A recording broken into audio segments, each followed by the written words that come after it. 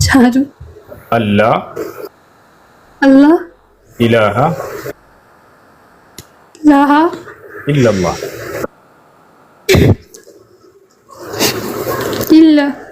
إلا الله وأشهد أن محمدا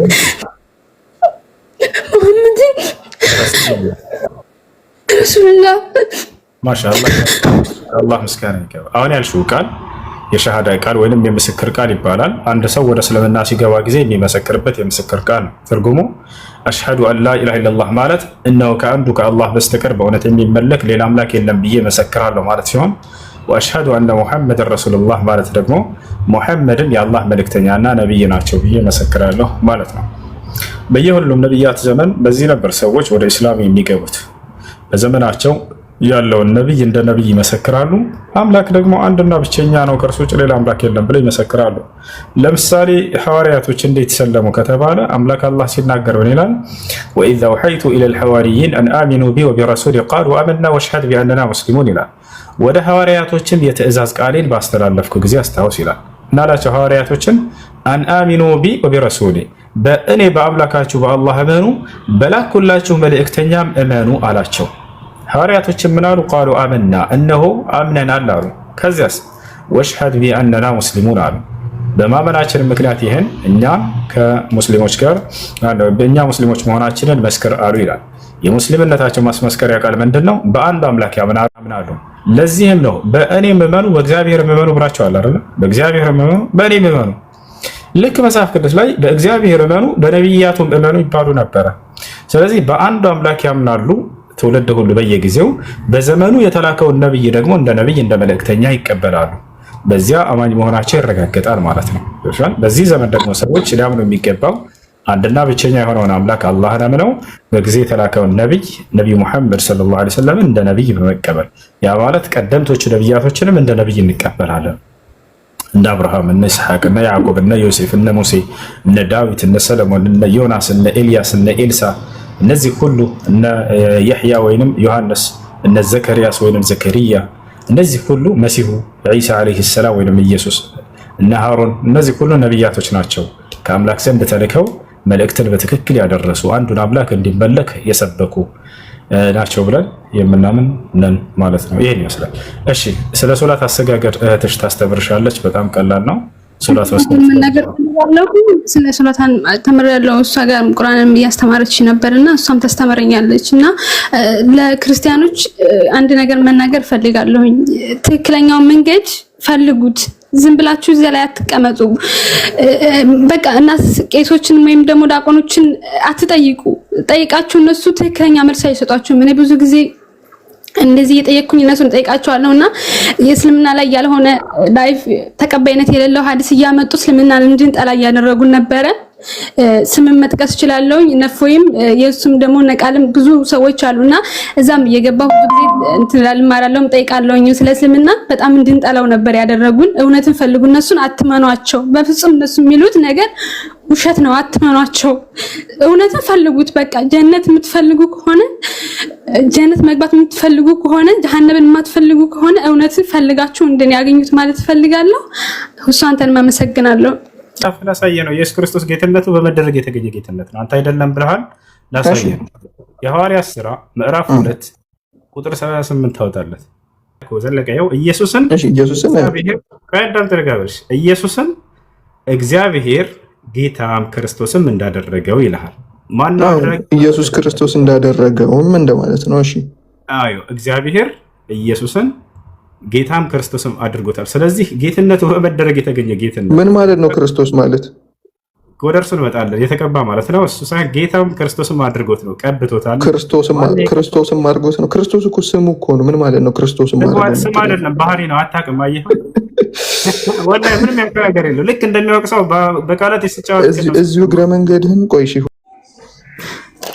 እሺ ክፈትለት።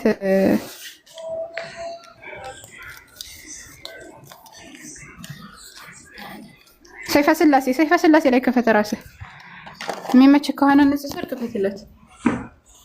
እሺ ሰይፈ ስላሴ ቁጥር 5 ላይ ኤርሚያስ ማነው ኤማሁስ ሰይፈ ስላሴ ቁጥር 5 ላይ የገዥነታቸው ስልጣን እንደሆነ 3 ልዑላን ገዢዎች ናቸው ይላል። እንደዚሁም ደግሞ ሰይፈ ስላሴ ቁጥር ስንት ላይ ነው? ሰይፈ ስላሴ ቁጥር 5 ላይ ደግሞ የተዛዛቸው ባህሪያ እንደሆነ 3 ጌቶች ናቸው ይላል። 3 ጌቶች 3 ጌቶች ወጣ። እሺ ክርስቲያን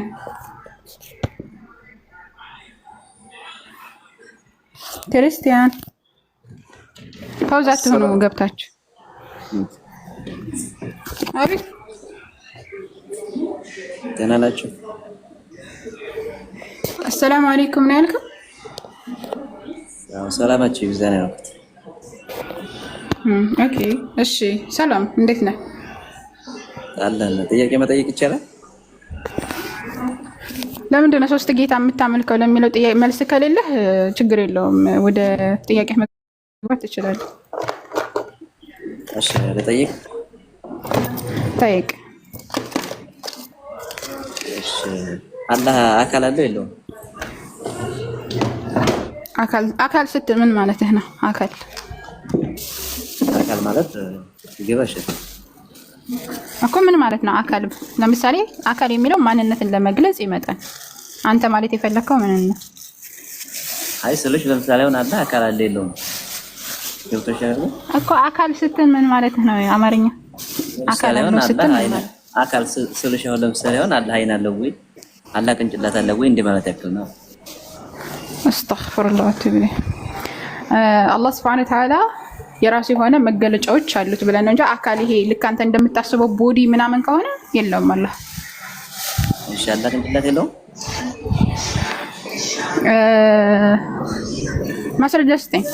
ለበይ ጥያቄ እኮ ነው የጠየኩሽ። አላህ ቅንጭላት አለው ወይ ነው እኮ ማስረጃ አምጣ። አንድ ነገር አለው ስትል እና የለውም ስትል ማስረጃ አምጣና እየጠየኩሽ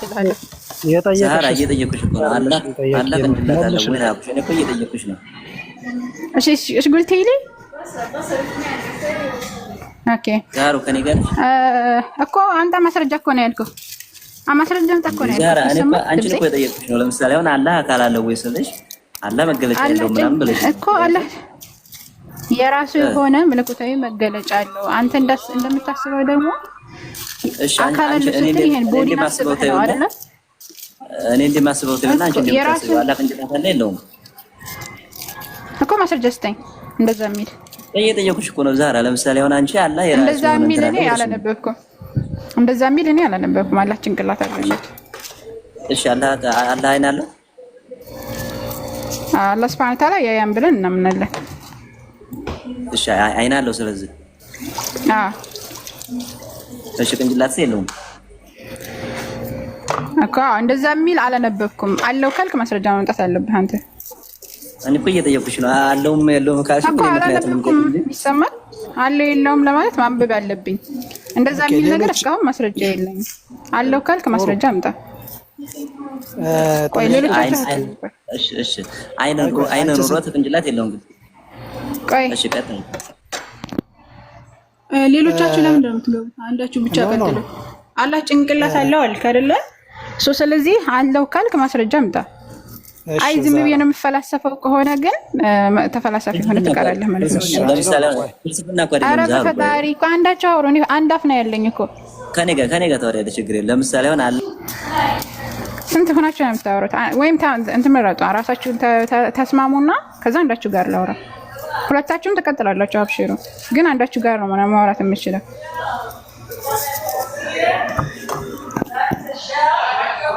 እሺ ሌሽ ሁለታቸውን ማስወጣቸዋቸው ጀማ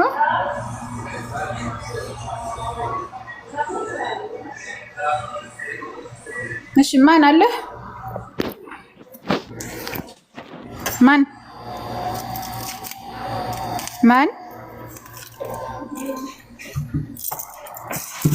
አለ? هذه كيفي اوكي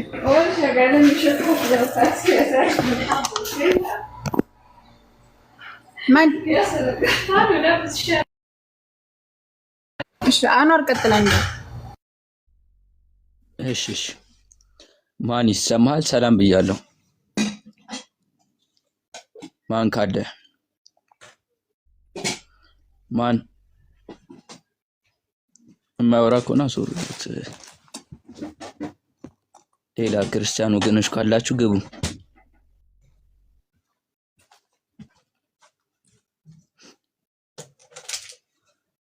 ሌላ ክርስቲያን ወገኖች ካላችሁ ግቡ።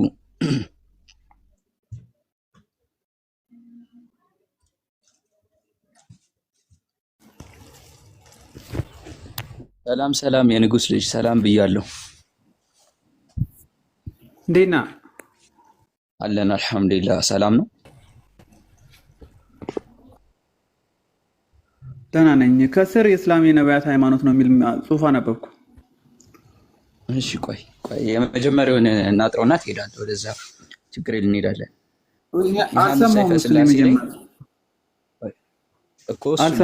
መመለስ ካልቻልክ ትጠይቃለህ። ችግር የለም መመለስ ካልቻልክ ትጠይቃለህ። ሰይፈ ስላሴ ላይ ምን ይላል? 3 ጌቶች ይላል። ኢየሱስ ክርስቶስ ደግሞ በምድር ላይ በመጣበት ሰዓት ምን ብሎ ነበር ያስተማረው? እስራኤል ሆይ ስማ አምላካችን ጌታችን አንድ ጌታ ነው ብሎ ነው ያስተማረው። እና 3ቱ ጌቶች ብሎ ለምን አስቀመጠው? ሰይፈ ስላሴ ላይ 3 ጌታ ነው የምታመልከው? እንደ ዛሃራን እሱንም አልደረስኩበትም አንብቤ ሜቢ ምናልባት እኔ አሁን ከስር ጽሑፍ አይቼ ነው የገባሁት። እንዴት ነው የነቢያት ሃይማኖት የሚሆነው ስለሚለውን ነው እንጂ እሱን አላውቀውም። ማለት እንደዛ እንደሚል አናበብኩትም አልደረስኩበትም። ስለዚህ በነቢያት ሃይማኖት እንቀጥል ማለት ነው።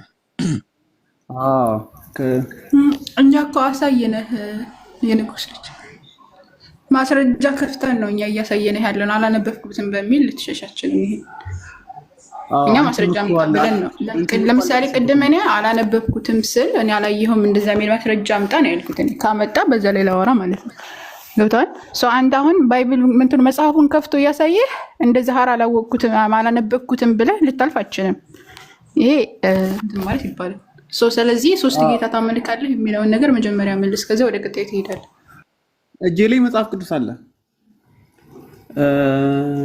መጽሐፍ ቅዱስ መጠየቅ የምችል ከሆነ ሰይፈ ስላሴ እያወራ መጽሐፍ ቅዱስ አትበል። ኦርቶዶክስ እስከሆንክ ድረስ ሰይፈ ስላሴ መጽሐፍ ያንተ ነው። እኔ ሰይፈ ስላሴ ላይ አይደለም ሃይማኖት ተመሰረተው ወንጌል ላይ ተመሰረተው። ስለዚህ ይሄንን አትቀበለው። መቀበል እሱ ይልሽ አንድ ክርስቲያን አማኝ ነው የሚጠይቀኝ የሚችለው እንጂ አህዛብ ሊጠይቀኝ የሚችለው በክርስቲያኖች እኛ መጠየቅ መብት አለ። ቤተ ክርስቲያን አንተ መጽሐፍ ነው ብላ ያስካሳተመችው ድረስ እኛም የመጠየቅ መብት አለ እኮ። ክርስትናን ከተቀበልሽ በኋላ ነው መጽሐፍ መጠየቅ የምትችይው። ማን ነው እንደዛ ብሎ እንትን ሸርጥ ያወጣው? ወይም ደግሞ ይሄን ያወጣው ማን ነው? ተከራካሪ አይደለም እሱ ሰይፈ ስላሴ እኮ ተከራከርበት መች ወጣኝ። ጥያቄ ሆነብኝ መልስ ስጠኝ ብዬ መጣ። ጥያቄ ሆነብኝ 3 ጌታ ታመልካለህ ብዬ። ልክ ነሽ እኮ አንቺ። ግን መጠየቅ የሚችለው ክርስትናን የተቀበለ ማን ነው? እንደዛ መስፈርት ያወጣው? እኔ የመጠየቅ መብት አለኝ ነው። አንድ ሰው ያልገባውን ነገር የመጠየቅ መብት አለው። ኢየሱስ ክርስቶስ ለማንኛውም ጥያቄ ዝግጁ ሁኑ ብሏል። በቃ ዝግጁ ሆናችሁ መጠበቅ አለባችሁ። ስለዚህ እኔ ደግሞ ቤተክርስቲያን ካሳተመችው መጽሐፍ አንተ 3 ጌታ ብለህ ያሳተምከው መጽሐፍ ነው መጠየቅ የምፈልገው። እኔ ደግሞ እሱን የመጠየቅ ሙሉ መብት አለኝ። እሺ ለማንኛውም ሙሉ መብት አለኝ። ጭቅጭቅ እንዳይሆን ማለት ነው። እንዴት ነው የነቢያት ሃይማኖት ነው? የምን ጭቅጭቅ? መጀመሪያ 3 ጌቶች ለምን ብላችሁ ታምናላችሁ? 3 ጌታ እንዴት ታምልካላችሁ? ኢየሱስ ክርስቶስ ባይብል ላይ ያስተማረው አንድ ጌታ ሆኖ ሳለ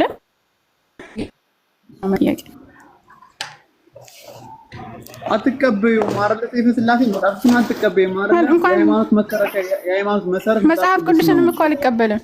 መጽሐፍ ቅዱስንም አልቀበልም። እኔ በመጽሐፍ ቅዱስ ነው ሰይፈ ስላሴ መጽሐፍ ቅዱስም እኩል ነው ለኔ። መጽሐፍ ቅዱስ ሰይፈ ስላሴ እኩል ነው። ምንም የተለየ ነገር የለውም። አንቺ ነው ያልሽው? አዎ እኮ ነው ለኔ እኮ ነው የምልህ። ላንተው ለኔ ግን ሁለቱም እኩል ነው። ምንም ልዩነት የለውም። ሁለቱም ያንተ የምታምንበት ነገር ስለሆነ ማለት ነው እኮ አንተ አልቀበለውም በል እንደ ፕሮቴስታንቶች አልቀበለውም በል ማለት ነው። የሃይማኖት መከራከሪያ ሃይማኖት ማለት ትርጉሙን ታውቂያለሽ? እኔ ተከራከርበት መቻልኩኝ። ስለዚህ ይሄ መጽሐፍ ነው። በዚህ መጽሐፍ ላይ እኔ ጥያቄ አለኝ። ስለዚህ የጠየቁትን ጥያቄ መልስልኝ ነው። አቺም እያልኩሽ እኮ ነው። ደግሞ አትችይም ብለህ አንተ መስፈርት ለምን ታወጣለኛለህ? ከኔ ያልገባኝን ነገር የመጠየቅ መብት አለኝ።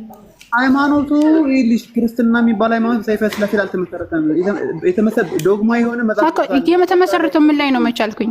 ቤተክርስቲያን የመሰረተችው ክርስትና የሚባል ሃይማኖት ሲጀመር መሰረተችው ባይብል መቻቀዋል። እሺ አሁን እሺ ስለዚህ ቤተክርስቲያን ካስቀመጠችውና ካዘጋጀችው መጽሐፍ ማስረጃ ታመጫለሽ። ቤተክርስቲያን ካዘጋጀችው መጽሐፍ ደግሞ አንዱ ሰይፈ ስላሴ ነው። በሰይፈ ስላሴ መሰረት በመጽሐፍ መሰረት 3 ጌታ ታመልካለህ። ለምን 3 ጌታ ታመልካለህ ብዬ ስጠይቅ መመለስ አለብህ።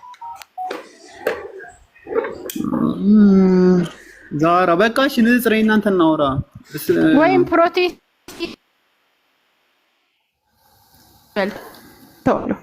አለዛ ግን እቀበለዋለሁ የቤተ ክርስቲያን መጽሐፌ ነው ብለህ ከዛ በኋላ ትጠይቀኝ ይሄ ደስ አይልም። ስለዚህ አሁን አንተ ማስረጃ ነው በማስረጃ መሰረት እየጠየቅኩህ ነው። 3 ጌታ ዛራ አንድ ጌታ እንደማመልክ ደግሞ ከሌላ ገድል አምጥቼ ብነግርሽ አትቀበይም አይደለ?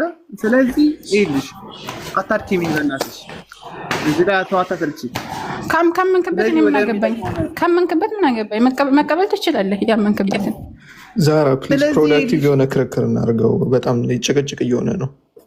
በግድ እኮ ከ1000 መጽሐፍ እኮ አንዱን ተመዞ በግድ እሱን ካልጠየቁ አይባልም እኮ። እኛ የምንቀበለው መጽሐፍ ቅዱስን ነው። በእሱ መሰረት አድርገን እንከራከር መብቴ ነው የመጠየቅ እኮ። እንደዛ ከሆነ እኮ እኛም እኮ ከእናንተ ባይብልም እኮ ከሺህ ሀዲሶቻችሁ አንዱን መዘን እኮ በግድ ዝም ብለን እሱ ላይ ችክክ አንልም። ዋናው መጽሐፋችሁ ቁርአን ነው፣ መሰረቱ መጠየቅ ትችላለህ። አውቃለሁ እችላለሁ፣ ግን ትችላለህ አንቺ ግድ እሱን ማስተር ካላደረግሽው ያ አንደርስታንድ ገብቶኛል እኮ። ግን አንቺ ለምሳሌ ያንን ሀዲስ ስፔሲፊካሊ ሙሉ ብዙ ማታውቂያቸው ሀዲሶች አሉ። እኛ ግን እሱ ላይ በግድ ችክክ ብለን ካልተከራከርን አንልሽም። ዋናው የምታውቂው ቁርአንን ነው፣ መሰረቱ አለሽ፣ በሱ ነው እንጂ ዲቤት የምናደርገው። በግድ እኮ አንድ ሰው ማስተር ያደረገው መጽሐፍ አንስተን ካልተጨቃጨቅን አንልም እኮ። ስለዚህ እሱ እያለ ያለው ምንድነው? መጽሐፍ ቅዱስ መሰረት ነው። በዛ መሰረት ደግሞ ስለ ስላሴ ማብራራት እንችላለን። እሱ ላይ ዲቤት ማድረግ ከተቻለ እናድርግ። ግን ከዛ ውጭ ሰይፈ ስላሴ፣ ሰይፈ መለኮት ምናምን እያልሽ በግድ እሱ ላይ ካልተከራከርኩ ማለት ምንም ሴንስ አይሰጥም። ሻህሜት አድርገን ላውራ። በመጀመሪያ ደረጃ እኔ መጽሐፉን አላቀውም ማለ አቀረብን። መጽሐፉ ይሄ ነው፣ መጽሐፉ ሰይፈ ስላሴ ይባላል ብለን አቀረብን። አሁን እኔ ሀዲስ አምጥተህ እኔ የማላቀው አይነት ቢሆን አላቀውም ብዬ አልፈልግም። ወይም ደግሞ ያንን ነገር ማብራሪያውን ስለማላቀው ምናምን ብዬ አልፈልግም። ሀዲሱን ግን አላመጣም። ሳታመጣ ግን እንደዚህ አልልም። እኛ ግን መጽሐፉን አቀረብን። መጽሐፉን ካቀረብን በኋላ ይኸው መጽሐፉ ሰይፈ ስላሴ ላይ 3 ጌቶች ይላል። አንተ ካለው ብዬ ስጠይቅ መብቴ ነው የመጠየቅ። ገብቷል? ምክንያቱም ቤተክርስቲያን ይህንን ታስተምራለች። ክርስትና የተመሰረተው ደግሞ አጠቃላይ የቤተክርስቲያን አስተምሮ ላይ ነው እንጂ ባይብል ላይ ባይብልማ አንድ ጌታ ብሎ ነው የሚያስተምረው። ቆይ አንድ ጊዜ ተረጋጋ። ክርስትና የሚባለው ሲጀመር ሃይማኖቱ የተመሰረተው ቆይ እኔ እስክታወራ እኮ ጸጥ ብዬ አዳምጥሃለሁ። አዳምጥ። ቆይ ሃይማኖቱ ራሱ የተመሰረተው የቤተክርስቲያን አስተምሮ ላይ ነው። ቤተክርስቲያን ክርስትናው ሲጀመር እኮ የለም እኮ ባይብል ላይ ገጽ ነው። ሰይፈ ስላሴ ታውቂያለሽ አይደል? የጸሎት መጽሐፍ ሰይፈ ስላሴ እኮ የጸሎት መጽሐፍ ነው። አሁን በውዳሴ ማርያም ካልተከራከርኩ እኮ አይባልም እኮ። በጸሎት መጽሐፍ እንዴት ነው ካልተከራከርኩ አይባልም እኮ። አሁን እኛ ለምሳሌ በመንዙማሽ ካልተከራከርኩ በመንዙማሽ እንከራከር እንደማለት እኮ። አትቀበሉትም? እኔ መንዙማ አልቀበልም። እንቀበለው አይደለም ግን ዛር አንደርስታንድ ያደረግሽኝ ምን እንደሆነ ታውቂያለሽ?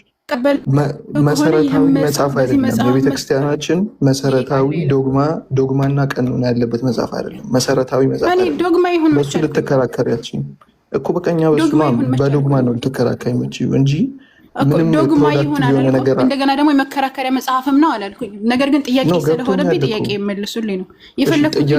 ላሳጥርልሽ፣ ወደ ጭቅጭቅ እንዳይ ላሳጥርልሽ። ምን እንደሆነ ታውቂያለሽ?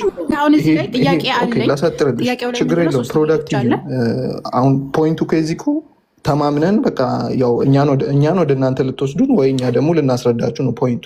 ስለዚህ ወደ ጭቅጭቅ እንዳይሄድ ምንድነው ማድረግ ያለብን? በቃ እኛ እሱ ላይ ማስተር ያደረግነው አይደለም። መጽሐፉን ማስተር አላደረግነው።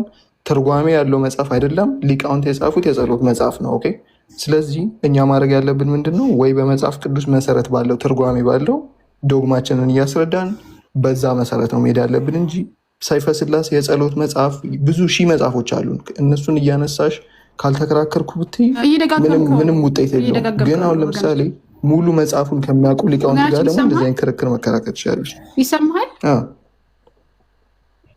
ኧረ እየሰማህ ነው ወይ? እየሰማህ ነው? ቅድም ያልከውን ነገር እየደገምከው ነው እኮ። ስላልተረዳሽኝ እኮ ነው። ባይብሉን እንደምትቀበል የቤተ ክርስቲያኑን መጽሐፍም ትቀበለዋለህ። አልቀበለውም ብትለኝ እንደ ፕሮቴስታንት ብትሆን ወይም ደግሞ ይሄ ባይብል ብቻ ብትል ኖሮ ባይብል ብቻ ላይ እወርድ ነበር። ልርዳሽ። እሺ ጠይቅኝ። ለምሳሌ አሁን እንዴት ምን አይነት ምንም ፕሮዳክቲቭ ያልሆነ ክርክር እንደሆነ ላሳይሽ። ለምሳሌ ጠይቅኝ። ሶስት ጌቶች ትቀበላለህ? አልቀበል። አንድ አምላክ ቦዲ ነው ያለው። ምን ማለት ነው ሶስት ጌቶች? ስለዚህ ሰይፈ ስላሴ ላይ ሶስት ጌቶች ብሎ ያስቀምጠው ስህተት ነው ማለት ነው። አላቅም። አታውቅም? ምንም ፖይንት ለስ የሆነ ክርክር ነው የሚሆነው። ይህን እኮ ነው የምልሽ። ምንም ፖይንት ሶስት ጊዜ አላቅም እኮ አሁን ሶስት ጌቶ አላቅም ሳይሆን ያው አሳየነህ። የምታውቀውን እኮ ነው አሳየነህ። እሺ አሳየሽኝ። ሶስት ጌቶች ይላል። አላወኩም ነበር። በቃ ኦኬ፣ ልክ ነው። እሺ ቤተክርስቲያን ስለሚቀበለው በቃ ቀበለዋል። ስታውቅ ሶስት ጌቶች ተቀበለ። አሳየነህ። ምን የትእዛዛቸው ባህሪ ምንድን ነው የሚለው? የትእዛዛቸው ባህሪ አንብቢ ውስጥ አንድ ሆነ ሶስት ጌቶች የትእዛዛቸው ባህሪ ምንድን ነው? ዙማውት አድርጊ ሙሉ የትእዛዛቸው ባህሪ አንድ ሆነ። ቅድም አንስቼ እኮ እያነበብኩ ነው። የትእዛዛቸው ባህሪ አንድ ሆነ ሶስት ጌቶች አሉ እኮ። ሶስት አካል ያላቸው ጌቶች እና ምን ማለት ነው? ምን ችግር አለ? እሺ ምን ችግር አለ? የትእዛዛቸው ጌቶች እያለ ነው። ሶስት ጌታ አለ እኮ በትእዛዛቸው ባህሪ አንድ አለ እኮ። ሶስት ጌታ ትቀበላለህ? በትእዛዛቸው ባህሪ አንድ አለሽ እኮ። በቃ እሱን ለምንድን ነው ዙሚን እያደረግሽ የምታቆርጭ? አትቁረጭ። ውስጥ ዙማውት አድርጊ በደንብ ዙማውት አድርጊ። ወደዛ ዙም እኔ እኮ አይደለሁም የከፈተው። ወደዛ እንትን አድርጊ። ዙማውት ማን ነው? ንጽጽር አይደለም። የትእዛዛቸው ባህሪ በቃ እንደሱ አድርገው። የትእዛዛቸው ባህሪ አንድ የሆነ በባህሪ አንድ በአካል ሶስት እያለሽ እኮ ምን ችግር አለ ታዲያ? እኛ እሱን አንዴ ምናምን በባህሪ አንድ የትእዛዛቸው ባህሪ አንድ ሆነ ሶስት ጌቶች። ሶስት ጌታ ነው አንተ የምታመልከው? አንድ ሆነ ሶስት ጌታ ነው የምታመልከው? ምን ችግር አለ? ሶስት አካል እና ምን ችግር አለ? ሶስት ጌታ ነው ወይ የምታመልከው? ሶስት አካል ያለው ጌታ ነው የማመልከው። ቆይ የንጉስ ልጅ አንዴ ቆይ፣ ችግር የለም። ሶስት ጌታ ነው ወይ የምታመልከው? እኔ ጥያቄ ሶስት ጌታ ነው የምታመልከው? ሶስት አካል ሶስት ጌታ ነው ወይ? እኔ ጥያቄ ሶስት አካል ምናምን አትበል። ሶስት ጌታ ነው የምታመልከው? ሶስት አካል ማለት ነው። ነው እኮ ሶስት ጌታ ማለት ነው። ከኮንቴክስቱ አንጻር በአሰላ አካል ስለሆነ ባይብል ላይ ደግሞ አንድ ጌታ የለም። ባይብል ላይ ደግሞ አሳይ። ምን ኮንትራዲክት ያደርጋል የምትሆን የተቀየረ ነው ብለሽ በባይብል ሲጀመር ታምኛለሽ?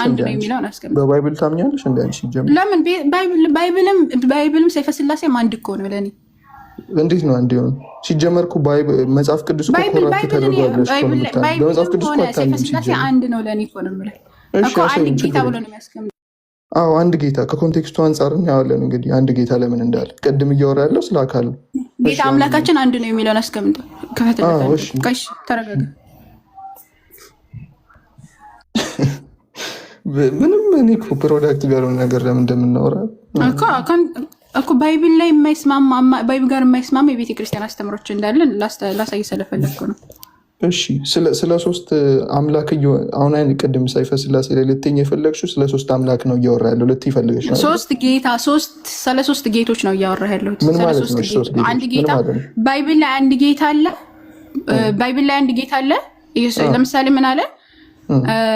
ማርቆስ ወንጌል ምዕራፍ 12 ቁጥር 29 ላይ ክፈትለት። ኢየሱስ መልሶ እንዲህ አለው ከትእዛዛቱ ሁሉ ገብቶኛል። ባይብሉን ታሳይኛለሽ። ሰይፈ ስላሴ ላይ ተመለሽ ነው እዛኛው ላይ ተመለሽ እኮ። እዛ ላይ እኮ አንድ ባህሪ ብሏል እኮ። ምን ችግር አለው ታዲያ? ተመሳሳይ እዛ ላይ አንድ ጌታ ይላል፣ እዚህ ጋር ሁለት ማለት ሶስት ጌታ ይላል። ሶስት ጌታ ወይስ አንድ ጌታ? አንድ ባህሪ። ሶስት ጌታ ወይስ አንድ ጌታ? አንድ ባህሪ ይላል። እኔ ስለ ባህሪ ጠይቅኩማ። ሶስት ጌታ እያለ ነው። ሶስት ጌታ አንድ ሁለት ሶስት ጌታ ተመሳሳይ መስመር ላይ አንድ ባህሪ ሶስት ጌታ ነው። እና ምንድነው እኮ ሶስት ጌታ? ስለዚህ ሶስት ጌታ ወይስ አንድ ጌታ? አንድ ባህሪ ሶስት ጌታ እንደዛ ነው እኮ። ባይብል የሚለው ማርቆስ ወንጌል ላይ አንድ ጌታ ነው የሚለው። ለምን ትቆራርጫለሽ? ኖ አንድ ጌታ ቆርጠሽ እስራኤል አታሳይ። ስማ ጌታ አምላካችን አንድ ጌታ ነው። በግድ እኮ ድርቅ እያልሽ እኮ ነው። ለምን ትቆርጫለሽ? እኔ ምን ድርቀት ነው የምታወራው? ባይብል አንድ ጌታ እንትና ደግሞ ሶስት ጌታ። ዙም አታርጉት። አየህ ዙም ስላደረክ ሶስት ጌቶች እኮ 1100 ሰዎች እኮ አነበቡ። ኖ አንድ ባህሪ ይላል። አንድ ባህሪ ሶስት ጌታ። አንድ ባህሪ ሶስት ጌታ ነው የሚለው። አየሽ ስትያዝ ለምን አንድ ባህሪ ሶስት ጌታ። ባይብል ደግሞ አንድ ጌታ። ባይብል አንድ ጌታ። ዙም አውት አድርገው በደንብ የታችኛውን ዙም አውት አድርገው። አንድ ባህሪ ሶስት ጌታ ነው የሚለው። አየህ አንድ ባህሪ ሶስት ጌታ እኮ አንድ ባህሪ ሶስት ጌታ። ባይብል ደግሞ አንድ ጌታ አለ። ማንኛው ነው አንድ አምላክ ሶስት አካል እንደማለት ነው። አንድ ባህሪ ባይብል አንድ ጌታ አንድ ጌታ። እናንብበው ደግሞ የመጽሐፍ ቅዱሱን ደግሞ እናንብበው። አንድ ጌታ ዙም አውት አድርገው የመጽሐፍ ቅዱሱን ሙሉ ላይ ነው እናንብበው። ሙሉ ላይ ነው። ኦኬ ኢየሱስም መልሶ እንዲህ አላቸው ከተሳሳቱ ሁሉ ፊተኛይቱ እስራኤል ሆይ ስማ፣ ጌታ አምላካችን አንድ ጌታ ነው እና ምን ችግር አለው? እኮ አንድ ጌታ ነው። አንድ ጌታ ወይስ ሶስት ጌታ? ኮንቴክስቱ ምንድን ነው? ኮንቴክስቱን መረዳት አለብሽ። የምን ኮንቴክስት ነው የምታወራው? ሶስት ጌታ ነው የሚለው አንድ ጌታ አንድ ጌታ ነው። አንተ ሰይፈ ስላሴ ሶስት ጌታ ይላል። ባይብል አንድ ጌታ ይላል። እንደ ኮንቴክስቱ ነው እንደ ኮንቴክስቱ ነው።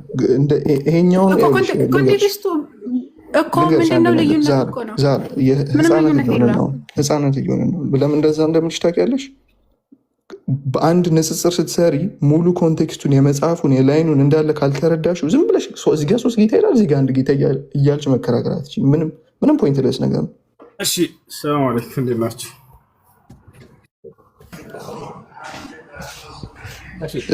እስቲ ሁሱ እስቲ አንተ ቢያንስ ከተሻልክ እስቲ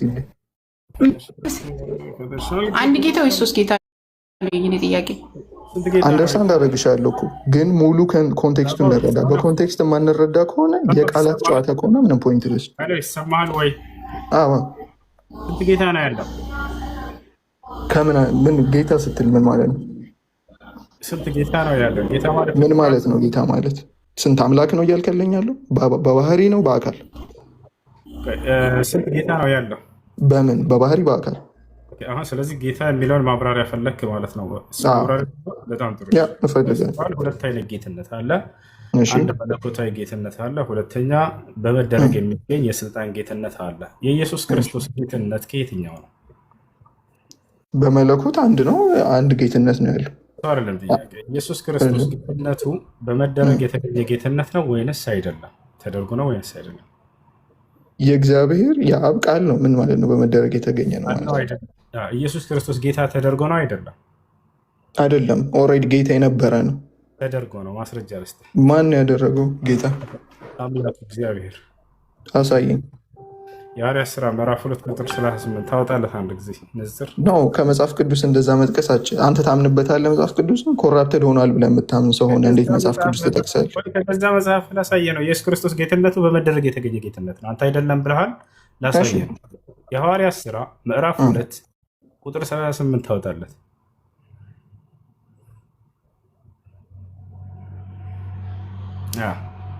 አንብበው። ምን ይላል? እንግዲህ ቀጥል። እንግዲህ እናንተ የሰቀላችሁትን ኢየሱስን እግዚአብሔርን ጌታን ክርስቶስም እንዳደረገው የእስራኤል ወገን ሁሉ በእርግጥ ይወቅ። መልሰው ነው 35ን አስነብበኝ አንድ ላይ አንብብ። ያው ኢየሱስ ግን እንዳደረገው ይላል። ጌታ 35ን አስነብበኝ። 35 አዳምጥህ። ጌታ ያደረገው ማን ነው? ኢየሱስን 35ን አስነብበኝ ፕሊዝ። ጌታ ያደረገው ማን ነው? ቃል በቃል የህፃን ጨዋታ እናድርገው። እሱ የ35ን አስነብበኝ። አንዴ ህፃን ጨዋታ አይደለም፣ አዳምጥ። ኖ ቃሉን ዝም ብለህ ልታስጠራኝ ነው። ፖይንቱ እሱ አይደለም። 35ን ካላነበብኩት ሴንስ አይሰጥም። እንዳደረገው እያለ ነው። አድራጊው ማን ነው? 35ን አሳየኝ። እሱን ለማወቅ 35ን አሳየኝ። አሳየህ፣ ችግር የለም። እሺ ዳዊት ወደ ሰማያት አልወጣምና ነገር ግን እርሱ ጌታ ጌታዬን ጠላቶችህን የእግርህ መረገጫ እስካደርግ ድረስ በቀኜ ተቀመጥ ነው። በቀኜ ተቀመጥ አለው አለ። እንግዲህ እናንተ የሰቀላችሁትን ኢየሱስን እግዚአብሔርም ክርስቶስም ኢየሱስ እግዚአብሔር ጌታ ክርስቶስም እንዳደረገው የእስራኤል ወገን ሁሉ በእርግጥ ይወቅ። ይህንን ስራ ክርስቶስ እንደሰራው ይወቅ ማለት እኮ ምን ማለት ምን ያገናኘዋል? ጥያቄው እንዳደረገው ይላል። አየህ ቆርጠው ከኮንቴክስቱ አስወጣኸው ማለት ነው።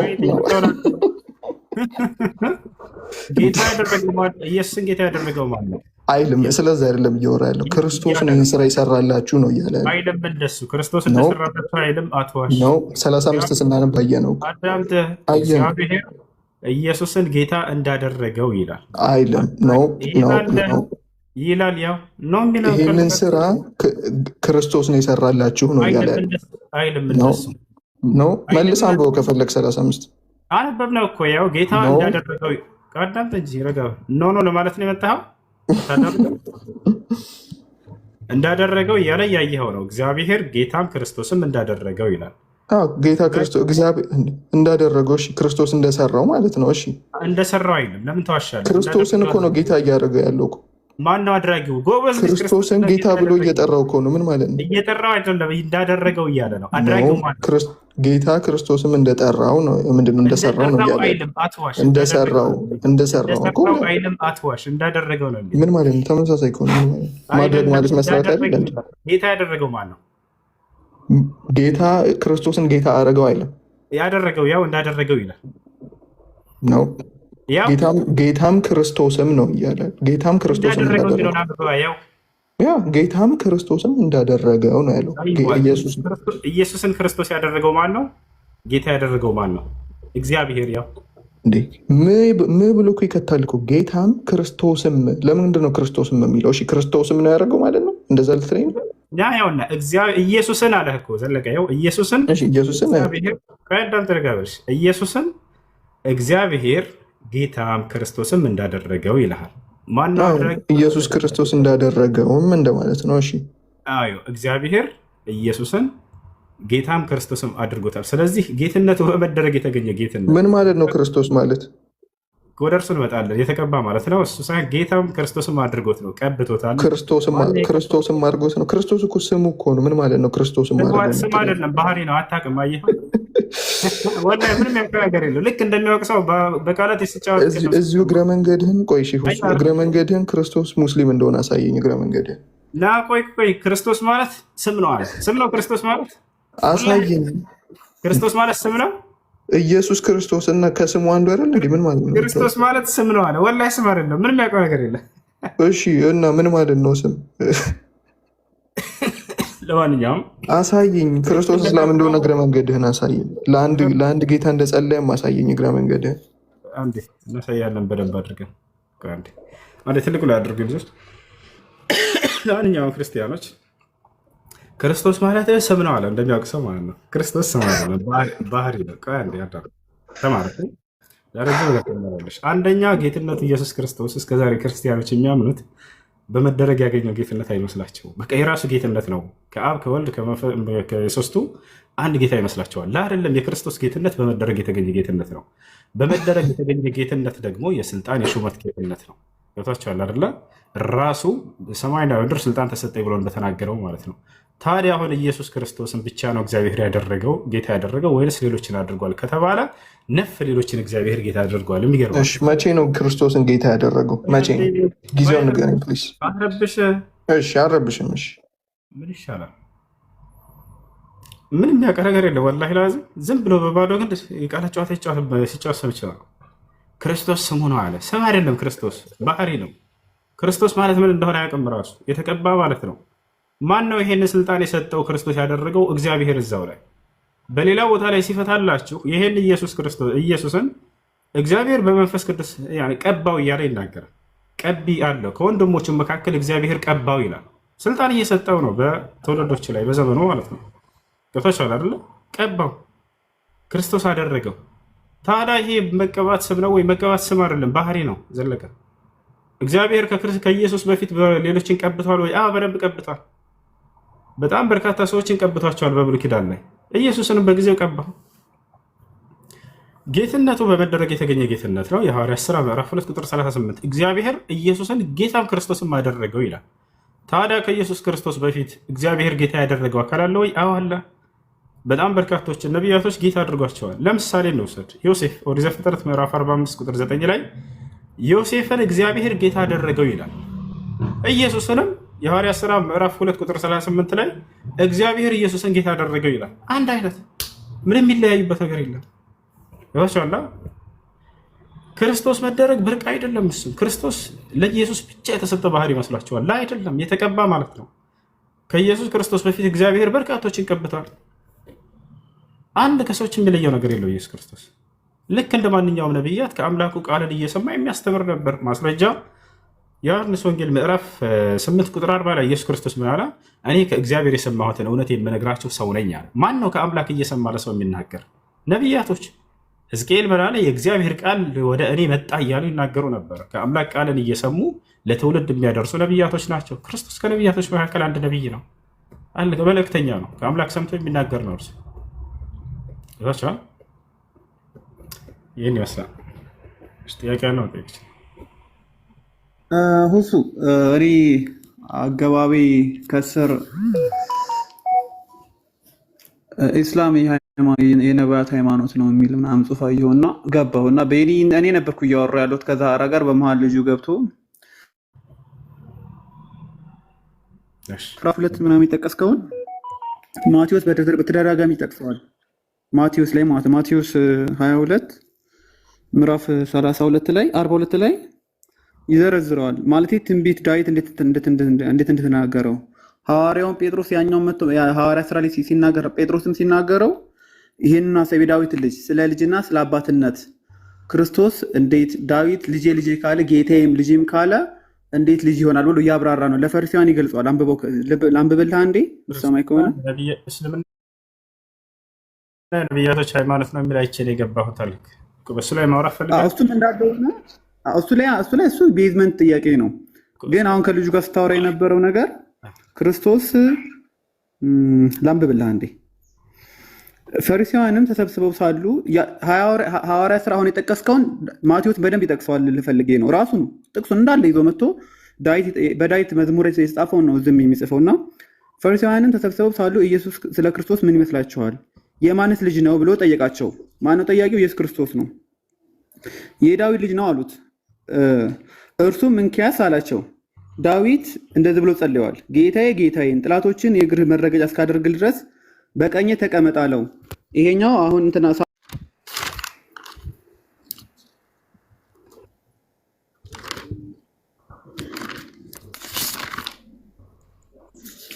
አንዴ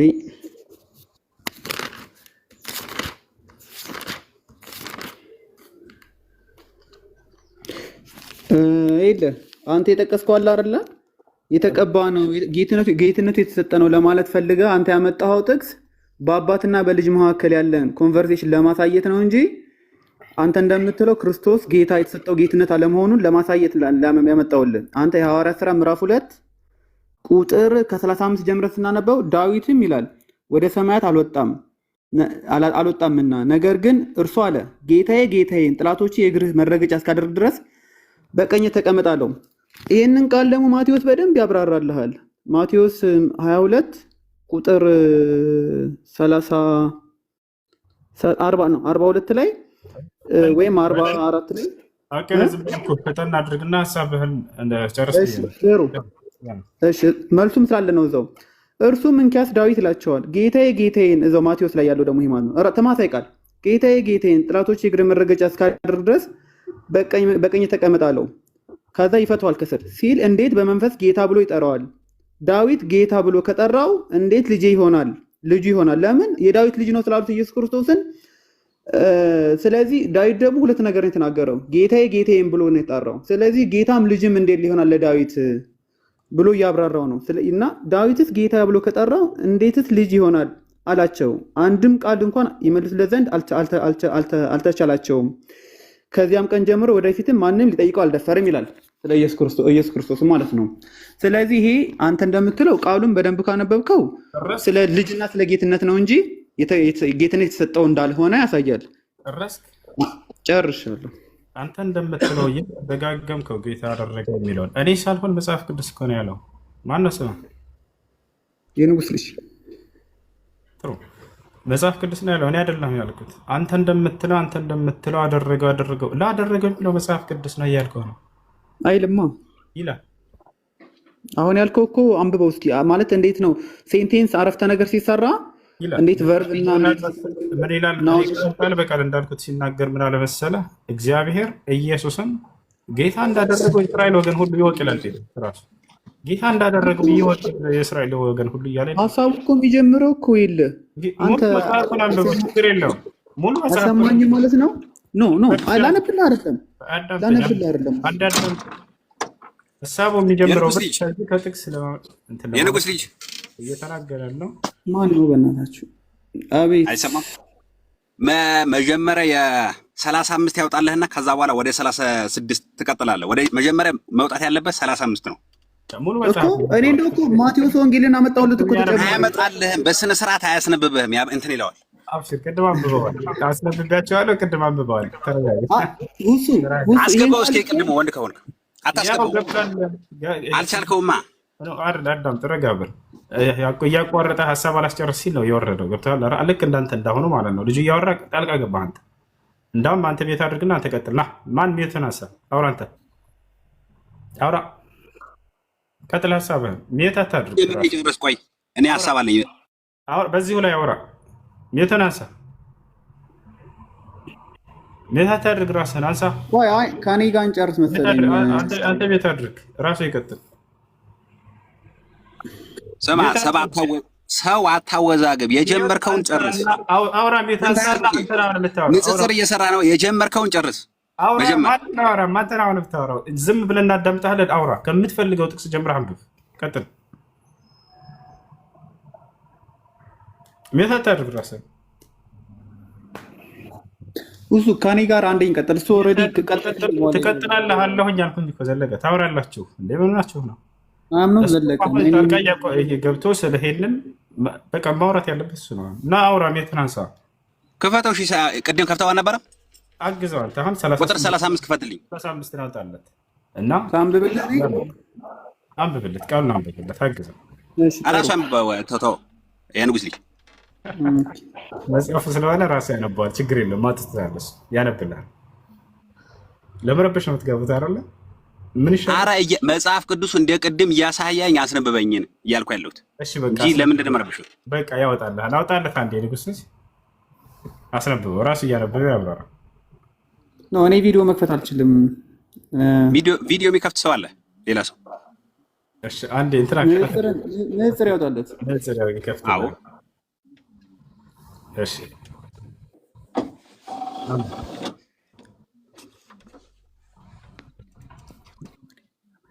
ሃይ አወጣለህ። ማን ያንበበልኛ እንዴ? አወጣለህ እኮ አንብብና አብራራ እንጂ ምን ሆነህ ነው? አንገበት ክሳ አንብብ። ያው አውጥቶልሃል። ከ34 ጀምሮ አውጥቶልሃል። ከፈለክ ይውረድ። 35 ማለት 35 ላይ አድርገው። በቃ እለፈው በሚለው ቃል ሂድ። 35 ያሰብነው አውርድለት። እሱን አልፈልግም ማለት አውርድለት። ወለታ ከዚህ ነው የሚጀምረው። 35 ከዚህ ነው የሚጀምረው። አንድ ላይ ነው 34 እና 35ን አውጣልኝ። ቅድም 35 አውጥተው ነበር ሲጀምር አለ። እሺ በሌላ ላውጣልህ። 35 የለም እዚህኛው ላይ ተበርዟል። ምን ልጅቷ እያወጣች ይሆን ነበር እንዴ? ቅድም እሱ የፈለገው ሐዋርያ ስራ ላይ ያለውን ነው። እሱን እኮ ይኸው ልከፍትለት ነው። አሁንም ራሱ ነው። ቆይ ይኸው ልከፍትለት ነው። የሐዋርያት ስራ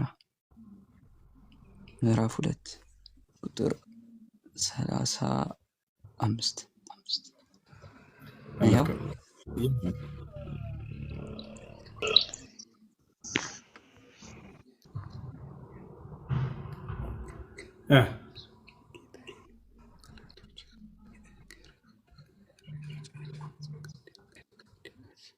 እሺ አውርደ ወጣች። ቀጣይ ጨረሰ። 36 ነበር። 36 አስነበው። አረ የማቴዎስ ወንጌል ነው ያልኩህ። ያው ነው እዚህ ጋር ነው ኢየሱስን ጌታ እንዳደረገው የተነገረልህ መጽሐፍ ላይ ጌታ ተደርጎ ነው ኢየሱስ። ያው ድምፅህን ከፍ አድርግ። ጊዜ ከምንጨርስ ለምን ጣልቃ ትገባለህ? ለምን ትርብሻለህ? እንደምን ነው? ሶስተኛ ጊዜ ነው ጣልቃ እየገባ ያለው። ስርዓት የሚባል ነገር አታውቁም እንዴ? ሰው እያስረዳ አንድ ሰው ከጀመረ ጣልቃ ትግቡ፣ ሌሎች ይጨርስ። እኔም ዝም ብያለሁ አይደለ? ሁሉም ዝም ብሎ እያዳመጠ ነው። ለሽ በተራ ታወራለህ። ያላ ማን ቀጥል አናብራራ ያው ጌታም ክርስቶስም እንዳደረገው እግዚአብሔር እንዳደረገው የእስራኤል ወገን ሁሉ ይወቅ 36 አምጣልኝ ነው የማቴዎስ ወንጌል 36 እኮ ዘለቀ ያው 36 አይታየኝም እኮ ያው ይታያል 36 ቁጥሯን አሳየው አንድ ጊዜ 3 ከዛ በኋላ 6 ከፍ አንድ ዝም አድርግልህ ቁጥሯን ያት መጣች 36 ያታም ከፍ አድርገውሽ ያው እየፈጠንክ ነው በጣም እየፈጠንክ ነው ያው እንግዲህ ይህን እናንተ የሰቀላችሁትን ኢየሱስን እግዚአብሔር ጌታም ክርስቶስም እንዳደረገው የእስራኤል ወገን ሁሉ በእርግጥ ይወቃል። አስረግጠህ ማወቅ አለብህ ኢየሱስን እግዚአብሔር ጌታ እንዳደረገው እያለ ነው መጽሐፍ ቅዱስ 35 ምን ነበር የሚለው አስነብበው ችግር የለው ከፍ አድርግለት ያው 35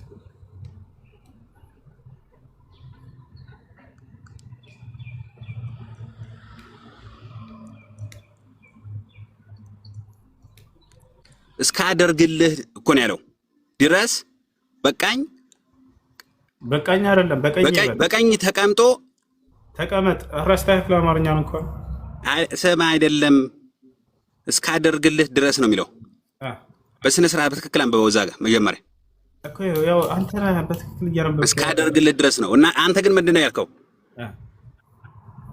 እኔ እንደው ያልኩት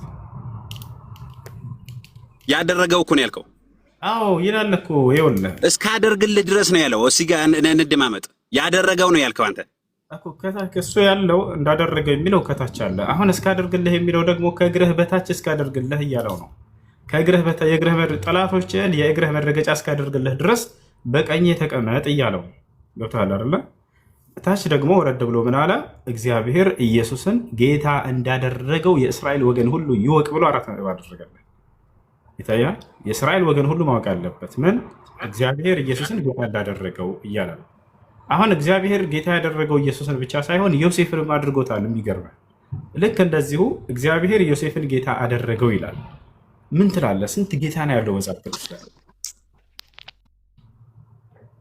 እናሳየህ እግዚአብሔር ዮሴፍን ጌታ እንዳደረገው ወረደ ወላሂ በራሱ ጊዜ ነው የወረደው እሺ ጥያቄ ያለው ክርስቲያን ካለ አንቀጥል ይችላል አላህ ሙስተዓን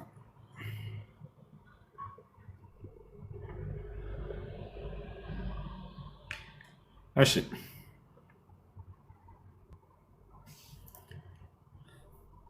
እናንተ ሙስሊም የተባላችሁ በጣም ነው የሚታሳዝኑኝ ይላል ናግባ ልኬልሃለሁ እሺ እንደዚህ አልከውች እኛ ለምንድነው የምናሳዝንህ አንተ ኢነላከ ነው ለሱ አሁን ገባ ነው ገስት ላይ እሱ ከዛ ለምን እንደማሳዝን ተናገረ ነው يلا تعال اطلع معنا وتكلم بعد نعم ሄድ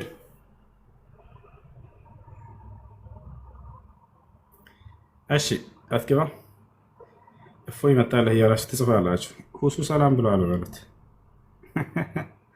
ፋይል ከፍቶ ነው የሄደው ከኔ ጋር እየተከታተለ ነው ብዙ ቪዲዮ እየቆረጠ ሁሴን ዛሬ እንደዚህ ብሎ እያለ ይሰራ ነበር ሄዳችሁ አላያችሁትም ገብታ አይናገርም ግን ቆርጦ ሁሴን ዛሬ እንደዚህ ብሎ እንደዚህ ይሄ ኡስታዝ እንደዚህ ብሎ በጣም ብዙ ቪዲዮዎች ሰርተዋል ሄዳችሁ ፈተሽ አድርጉ ክርስቲያኖች ታዲያ ለምን ገብታ አትናገረው ነበር ብላችሁ ኮሜንት ስጡት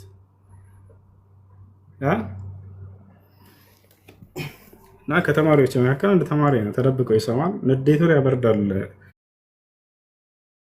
መሐመድ እንደዚህ ነው አላህ እንደዚህ ነው እያለ እየሰደበላችሁ ማንኛውም ክርስቲያን መግባት ይችላል እዚህ በእስላም ላይ ጥያቄ ያለ ሁሉ መግባት ይችላል ገብቷል ቀሳውስት የለ ዲያቆን የለ ማን የለ ነብያት ምት ፓስተሮች ምናምን ሁላችሁም ግቡ እሺ ጥያቄ ያለ እሺ አድሚኖች በተራ አስገባቸው እሺ ጥያቄ ያለኝ እያለች ነው ከታች አድሚን የለም እንደዚህ ቤት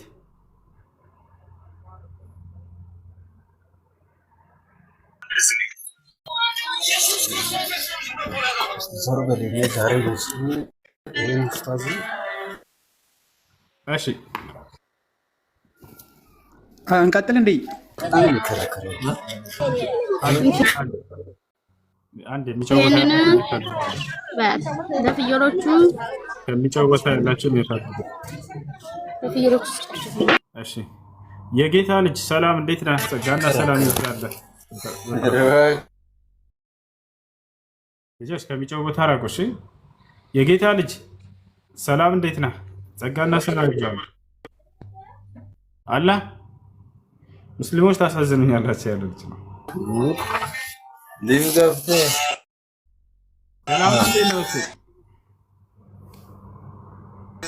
ይረዳል አይሰማም?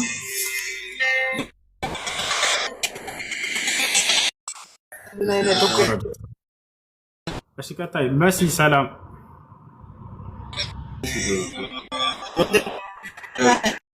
ልጆች አውርዱት ከታች ያለው ይኸውላችሁ ታብ አድርጉ። እስካሁን 400 ሺህ አካባቢ ነው ያለው።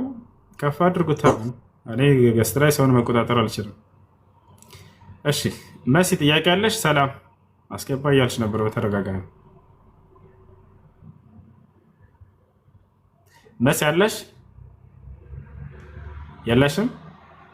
እሺ ከላይ ቀጥል። የንጉስ ልጅ ጥሩ። እኔን እኮ ትዕግስቴን አስጨረስከኝ። መሲ ጥያቄሽ ምንድን ነው? ቀጥል።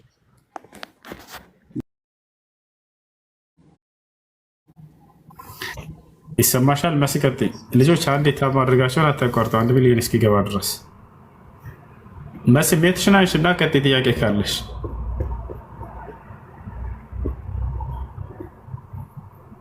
ሄሎ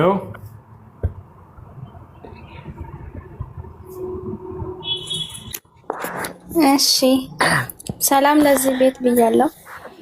እሺ ሰላም ብለናል።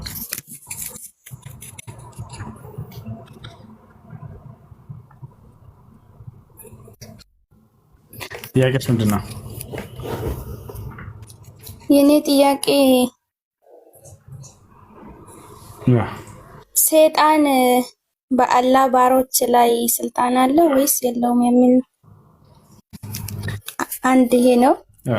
ሁለተኛ ደግሞ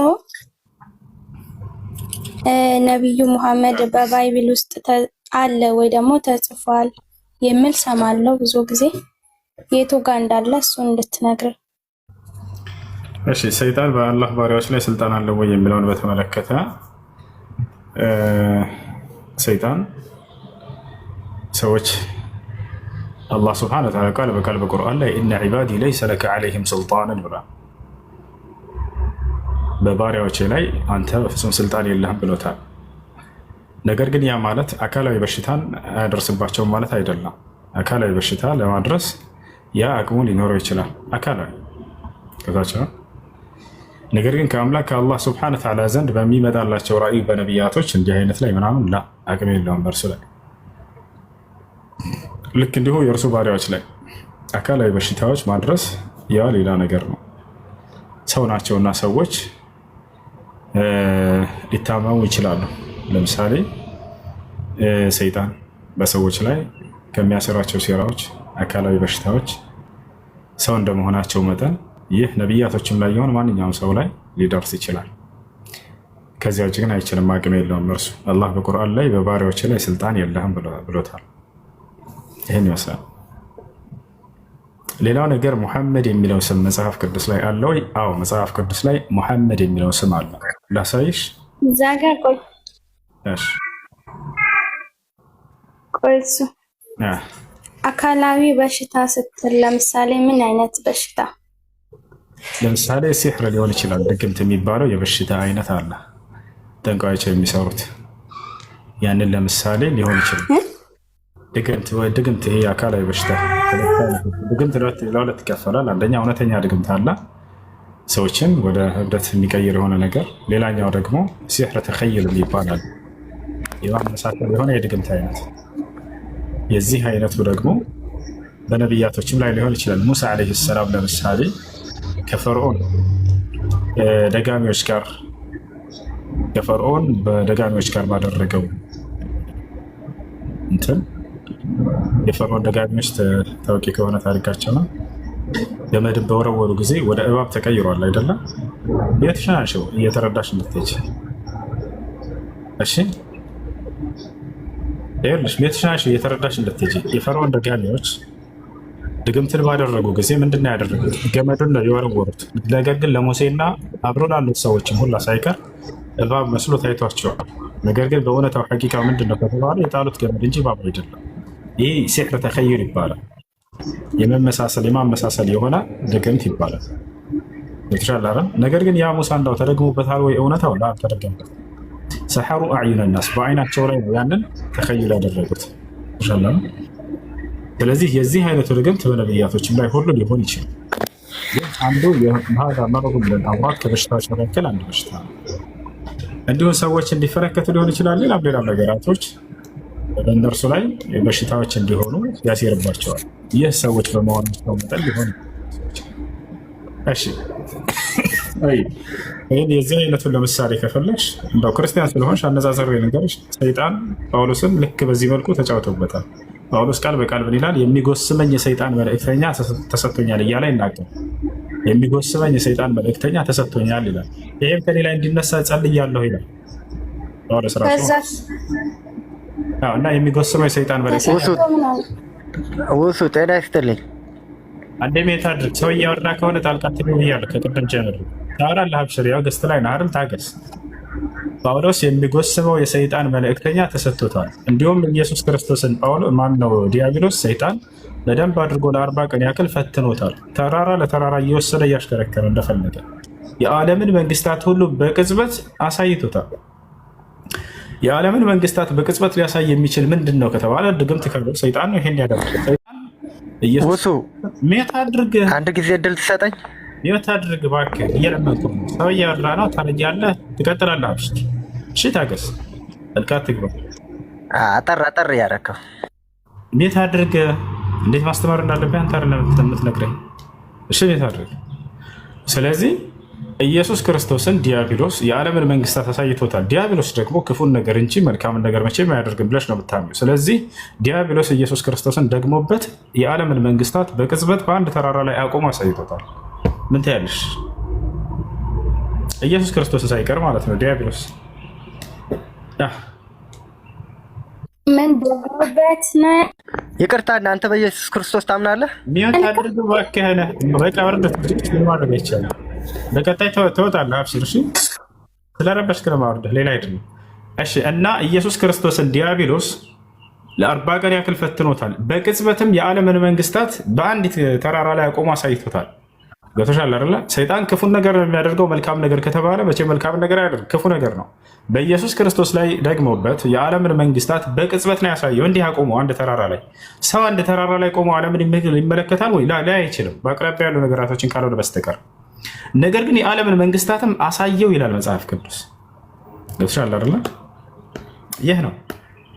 እሺ፣ ላሳይሽ ማስረጃ መጽሐፍ ቅዱስ ላይ ጭራሽ ለ40 ቀን ያክል ኢየሱስ ክርስቶስን ፈትኖታል ዲያብሎስ ወደ ቤተ መቅደስ ምናምን እየወሰደ ከዛ በኋላ ምን ሆነ? ፈተነው። አሁን ያንተ መልስልኝና ወደዛ እናልፋለን። ችግር የለውም። ለምሳሌ ድግምት በሽታ ነው። እኔ መልሼልሻለሁ። ቅድም እኮ እንዳልመለስኩ አታድርጊ እንጂ መልሼ ከዛ ክርስቲያን እንደመሆንሽ መጠን ላነጻጽርልሽ ወደ መጽሐፍሽ እየሄድኩልሽ ነው። ሰይጣን ምን ያክል አቅም እንዳለው በመጽሐፍ ቅዱስ ላይ ሀታ በኢየሱስ ክርስቶስ ላይ ከባድ አቅም ነበረው። እንደፈለገ እየወሰደ ይፈትነው ነበር። ለ40 ቀን ያክል ፈትኖታል እስኪራብና እስኪጠማ ድረስ። ልክ እንዲሁ ደግሞ የዓለምን መንግስታት አንዲት ቦታ ላይ አቆሞ አሳይቶታል። እንታያለሽ። ኢየሱስ ክርስቶስን አልተፋታውም ዲያብሎስ። የሚገርማቸው እስከ መጨረሻ ህይወት ድረስ አስገርፎ ያስገደለው ዲያብሎስ ሰይጣን ነው። ይህን ታውቂያለሽ አይደለ? መሲህ አስገርፎ ያስገደለው ሰይጣን ነው። እሺ፣ ሰይጣን ወደ መጥፎ ነገር ነው አይደል ሰውን የሚመራው? አዎ፣ ልክ ኢየሱስ ክርስቶስ እንደመራው ማለት ነው። እሱን እሺ፣ ቆይ ሰው ሰይጣን ወደ መልካም ነገር መምራት ይችላል? ወደ መልካም ነገር ሰይጣን ሊመራ አይችልም። እሺ፣ ወደ መጥፎ ነገር ነው። ፈተን እያደረግሽ መሲ፣ ፈተን በይ። እሺ፣ አይሰማም? እየሰማህ ነው። ሰይጣን ሰዎችን ወደ መጥፎ ነገር እንጂ ወደ መልካም ነገር አይመራም። አይ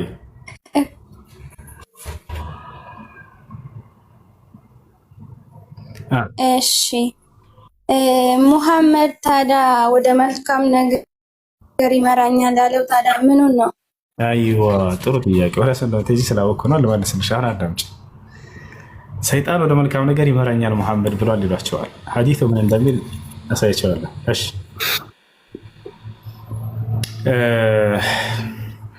ጅንና ሰይጣን የተለያዩ ነገራቶች ናቸው። ጅን ከእሳት የተፈጠረ ፍጡር ነው። ከእነርሱ አማጺም አለ፣ ከሃዲም አለ። አምላክን ያመፀ የጅን አይነት አለ፣ አምላክንም ደግሞ ያላመፀ አለ። ያ ያመፀውና የካደው ሰይጣን ሰዎችን ወደ መልካም ነገር አይመራም፣ ክፉ ነው እሱ። ነገር ግን ከእነርሱ ለአምላኩ ታዛዥ የሆነ ገብታችኋል አይደለ? ለአምላኩ ታዛዥ የሆነ ያላመፀው ደግሞ እርሱ ተንኮልንና ሴራን አያደርስም በአማኞች ላይ። ያ ነው ነቢያችን ሰለላሁ ዐለይሂ ወሰለም ሐዲስ ላይ ምን አሉ መሰላችሁ? ማንም ሰው የለም በእርሱ ላይ ያ ሰይጣን ያለበት ቢሆን እንጂ አሉ። ያ ማለት ምን ማለት ነው? በአንተም ላይ ቢሆን አሏቸው። አዎ በእኔም ላይ ቢሆን አሏቸው። አሁን በደንብ ላስረዳቸው። ማንም ሰው ላይ ቢሆን የለም ያለበት ቢሆን እንጂ ያሉት አዳማዊ ሰው ናቸው አይደል? እሳቸው አዎ አዳማዊ ሰው ናቸው። ዲያብሎስ የአዳም ልጆችን ሁሉ ከአምላክ ትእዛዝ ለማስወጣት ይጥራል ወይንስ አይጥርም? ይጥራል። አይ በእርሳቸው በአንድ ሰው ላይ የለም ከተባለ ይህ ሰው አዳማዊ አይደለም ማለት ነው። ምክንያቱም ዲያብሎስ የአዳምን ልጆች እንዳለ ሊያስት ቃል ገብቷል አይደለ? ይሄ በመጽሐፋችሁም ያለ ነገር ነው። ማንንም ሰው አይፋታውም ዲያብሎስ። ስለዚህ ማናቸንም ሰው ዲያብሎስ አለበት ሰይጣን አለበት ሲባል ጊዜ እርሱን ከአምላክ ትእዛዝ ለማስወጣት ይወሰውሰዋል ማለት ነው። አይፋታውም የሰው ልጅን። ገብቶሻል አይደለ? ከዚያ በኋላ ግን ያ አካል በአንዳንድ አካሎች ላይ አቅም እንዳይኖረው ተደርጓል። በማን ላይ ከተባለ ለምሳሌ በነቢዩ ሙሐመድ ሰለላሁ ዐለይሂ ወሰለም ላይ በእርሶም ላይ ቢሆን ይሄ ነገር አለ ወይ ሲባሉ ጊዜ አዎ ካሉ በኋላ ምን አሉ? ላኪን አላህ አዓነኒ ዐለይሂ ፈአስለም አሉ። ነገር ግን በእኔ ላይ ስልጣን የለው አምላክ አላህ እኔም በእርሱ ላይ አግዞኛል፣ እጅ ሰጥቷልም አሉ። ያ ማለት በእርሳቸው ላይ ምንም አይነት ተጽዕኖ ሊያደርግ እንደማይችል እየተናገሩ ነው። በቃ እኔ ጋር ሲደርስ ተንበርክኳል፣ በቃ አስለም አሉ፣ እጅ ሰጥቷል አሉ። ፈላ የእሙሩኒ ኢላ ቢኸይር ወደሚለው እንምጣ ነው። አሁን በመልካም እንጂ አያዘኝም ብለው ተናገሩ። ገብታችኋል አይደለ? በመልካም ያዛል ማለት ነው ዲያብሎስ ብለው ያዙ እነዚህ ሰዎች። አይደለም። ምን ማለት ነው ከተባለ እንደ አውዱ እያረበብን ነው የምንሄደው። ማለት በአዳም ልጆች ላይ ሁሉ ስልጣን ሲኖረው ለማሳት እንደሚጥርና እንደሚሞክር በእርሳቸው ላይ ግን በፍጹም ያንን ነገር ተንኮል ሊያደርስ እንደማይችል አቅም እንደሌለው እየተናገሩ ነው እንጂ ያዛቸዋል ማለት አይደለም። ሰይጣን ገብታችኋል። በእኔ ላይ ምንም አቅም የለውም ብለው ከላይ እንደገለጹት ነው። ይህ የተደረገላቸው ከመቼ ጀምሮ ነው ካላችሁ ነቢይ ተደርገው ሲጀምር ሳይሆን ገና ሕፃን እያሉ ነው። ሐዲስ ሌላ ማስረጃ ልስጣቸው። ከመቼ ጀምሮ ሰይጣን በእርሳቸው ላይ ስልጣን እንዳይኖረው የተደረገበትን ጊዜ ማለት ነው። ሐዲስ ላይ ነቢያችን ሰለላሁ ዐለይሂ ወሰለም ቆይ ተጋግል ጨርስ፣ ቆይ ጠልቃት ትግቢ። ከመቼ ጀምሮ ነው አቅሙ እንዳይኖረው በእርሳቸው ላይ የተደረገ የሚለውን ነቢያችን ሰለላሁ ዐለይሂ ወሰለም ገና ሕፃን እያሉ ነው። ገና ሕፃን ጨቅላ እያሉ ከሕፃናቶች ጋር እየተጫወቱ እያለ መልአኩ ገብርኤል መጣ ወደ እርሳቸው ከአላህ ዘንድ ተልኮ። ማስረጃ አሳያቸዋለሁ። ገብርኤል መጣና ወደ እርሳቸው አስተኛቸው። ይሄ ልባቸውን እንደዚህ ቀደደ፣ ከውስጥ ላይ ቀልባቸውን አወጣ። ከዚያ በኋላ ከዚያም ላይ የረጋች ደም የምትመስልን ከቀልባቸው ላይ አወጣና በዘምዘም ውሃ አጠበው። ከጀነት ይዞት በመጣው የወርቅ ጥስት ካጠበ በኋላ ያችን የረጋች ጥቁር ደም ካነሳ በኋላ ፈአልቃሁ ወረወረው። ምን አለ? ያ ሙሐመድ ሃዛ ሐዙ ሸይጣን ሚንከ አለ። ገና ሕፃን እያሉ ሙሐመድ ሆይ ይህ ሰይጣን በአንተ ላይ ሊኖረው የሚችለው ድርሻ ነው፣ እነሆ ከወዲሁ ተነስቷል ከአንተ ብሎ መልአኩ ገብርኤል ያንን ጣለላቸው። ከመቼ ጀምሮ? ሕፃን እያሉ። ስለዚህ ሰይጣን በእርሳቸው ላይ አቅም እንዳይኖረው የተደረገው ገና ነቢይ ከመሆናቸው በፊት ሕፃን እያሉ ነው። ይህን ማስረጃ አውጥቼ ላሳያችሁ። ገብታችኋል አይደለ? ስለዚህ ከዚያን ጊዜ ጀምሮ በእኔ ላይ አቅም የለውም እጅ ሰጥቷል። ገብታችኋል አይደል? እያሉ ነው ነቢያችን ሰለላሁ ዐለይሂ ወሰለም። ሰይጣን አለበት ሲባል አንድ ሰው እናንተ የሚመስላችሁ በዚያ በሰው ላይ አድሮበት እንደፈለገ ያደርገዋል ማለት ሳይሆን ያን ሰውዬ ወደ ክፉ ነገር ይወሰውሰዋል ማለት ነው።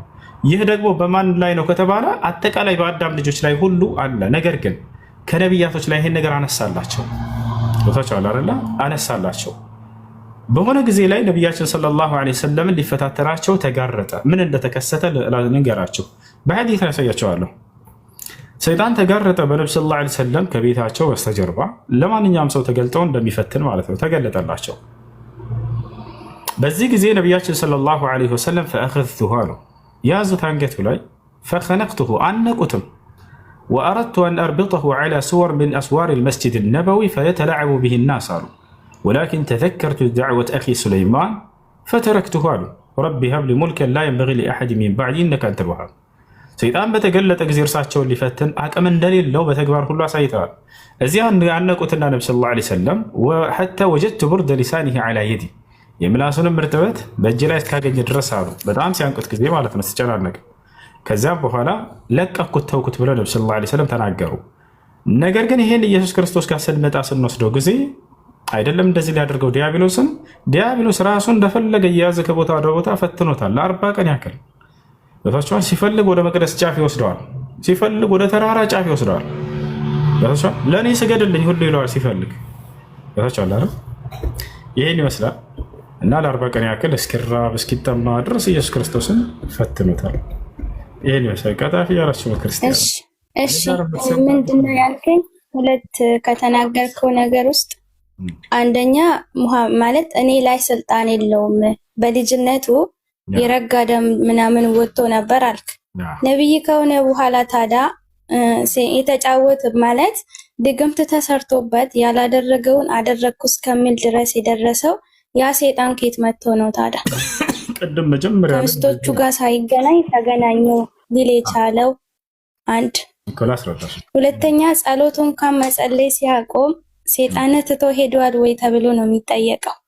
ምክንያቱም ያውቁ ነበር በዛ ዘመን የነበሩ ሰዎች ትቶ ሄዷል ወይ ተብሎ ሲጠየቅ ነው ትቶኛ አለ ደም ቢለው መልስ የሚመልስ ነው። እና ስልጣንማ የለውም አልካለው እንጂ ባይኖሮ ነው እንደ ድግምት የሚሰራበት ማስረጃዎች። አንድ ሁለተኛ ደግሞ ከአዳም ዘሮች ውስጥ ማንም ሰይጣን አልተመደበበት የለም አልክ። አለ ሰይጣን ያነካ ሰው አለ በቁርአንም ሶሪ በሐዲስ ውስጥ አሎ ዝም ብለሽ ያወራሽ እኮ ነው። ማስረጃ አለ ተናገር። አሁን ለተናገርሽው ሁሉ ማስረጃ አውጪ እኮ። ለየትኛው? ከመጀመሪያ ጀምሮ አሁን ለተናገርሽ። ለምሳሌ ለየትኛው? አሁን ለተናገርሽ አታስታውሽም? ረሳሽም? አስታውሳ። እሺ ለምሳሌ ከአዳም ዘር ውስጥ ሰይጣን ያልነካ ሰው የለም አልክ አይደል? ሁሉም ሰው ሰይጣን ተመድቦበታል። ሙሐመድ ላይ ሰይጣን ስልጣን አለው ያልሽውን ቃል አውጪ እስኪ። ስልጣን ባይኖር ነው እንደ ድግምት የሚሰራው? ባይኖር ነው ቢኖር ነው ብለሽ ያላደረገውን አደረግኩ። አሎ ባይኖር ነው እንደ ብለሽ ፍልስፍና ውስጥ እንድትገቢ አልፈቅድልሽም። እሱ እዛው እንዲህ እያለ የሚፈላሰፍላቸው ሰውዬ ጋር እኔ ጋር የተናገርሽው ቃል አለው ማስረጃ ነው። በነቢዩ ሙሐመድ ላይ ስልጣን አለው ሰይጣን የሚለው ቃል የቱ ጋር ያለው?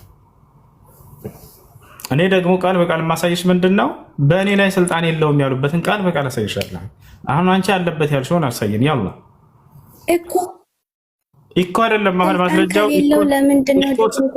እኮ ሳይሆን ማስረጃው አሁን ማስረጃ መክፈት ነው። ያው ትልቁ ላይ ነሽ ክፈች፣ ትልቁ ላይ አድርጓት አድርገኖች እኮ የሚል ማስረጃ አልሰማም። አሁን የሚታይ ማስረጃ የሚነበብ አስነብብኝ እስኪ። የቱ ጋር እንደሱ የሚያገኘሽው? ወንስ ቀጣፊ ዲያቆኖቻቸው ናቸው እንደዚህ የሚነግሯቸው? አሁን ልናይ ነው ማን ውሸታሞች እንደሆኑ።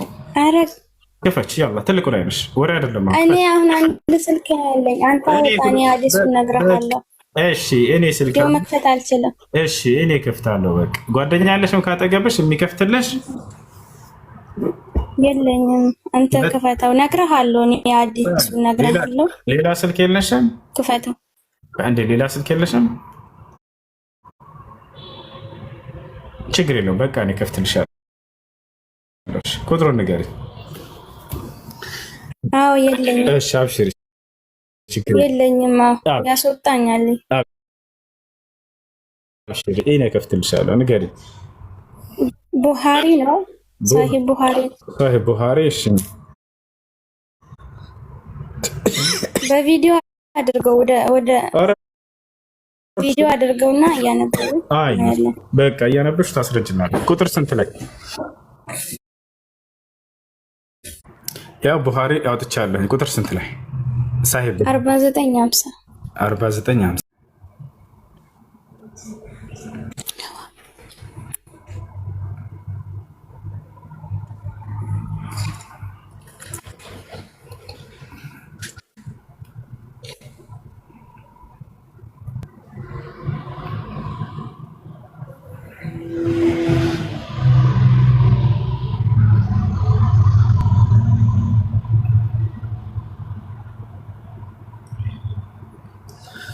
4950 እሺ 46 ደርሰናል።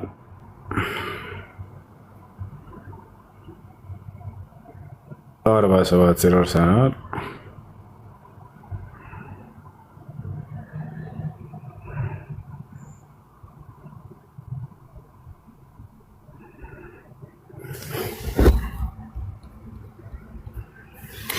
እሺ 4950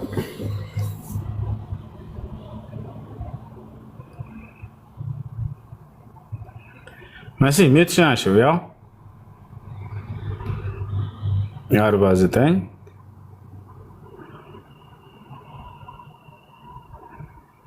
5 አሁን ሰይጣን በእኔ ላይ ስልጣን አለበት የሚለውን ቃል አሳየን። ያ መሲ አንብበው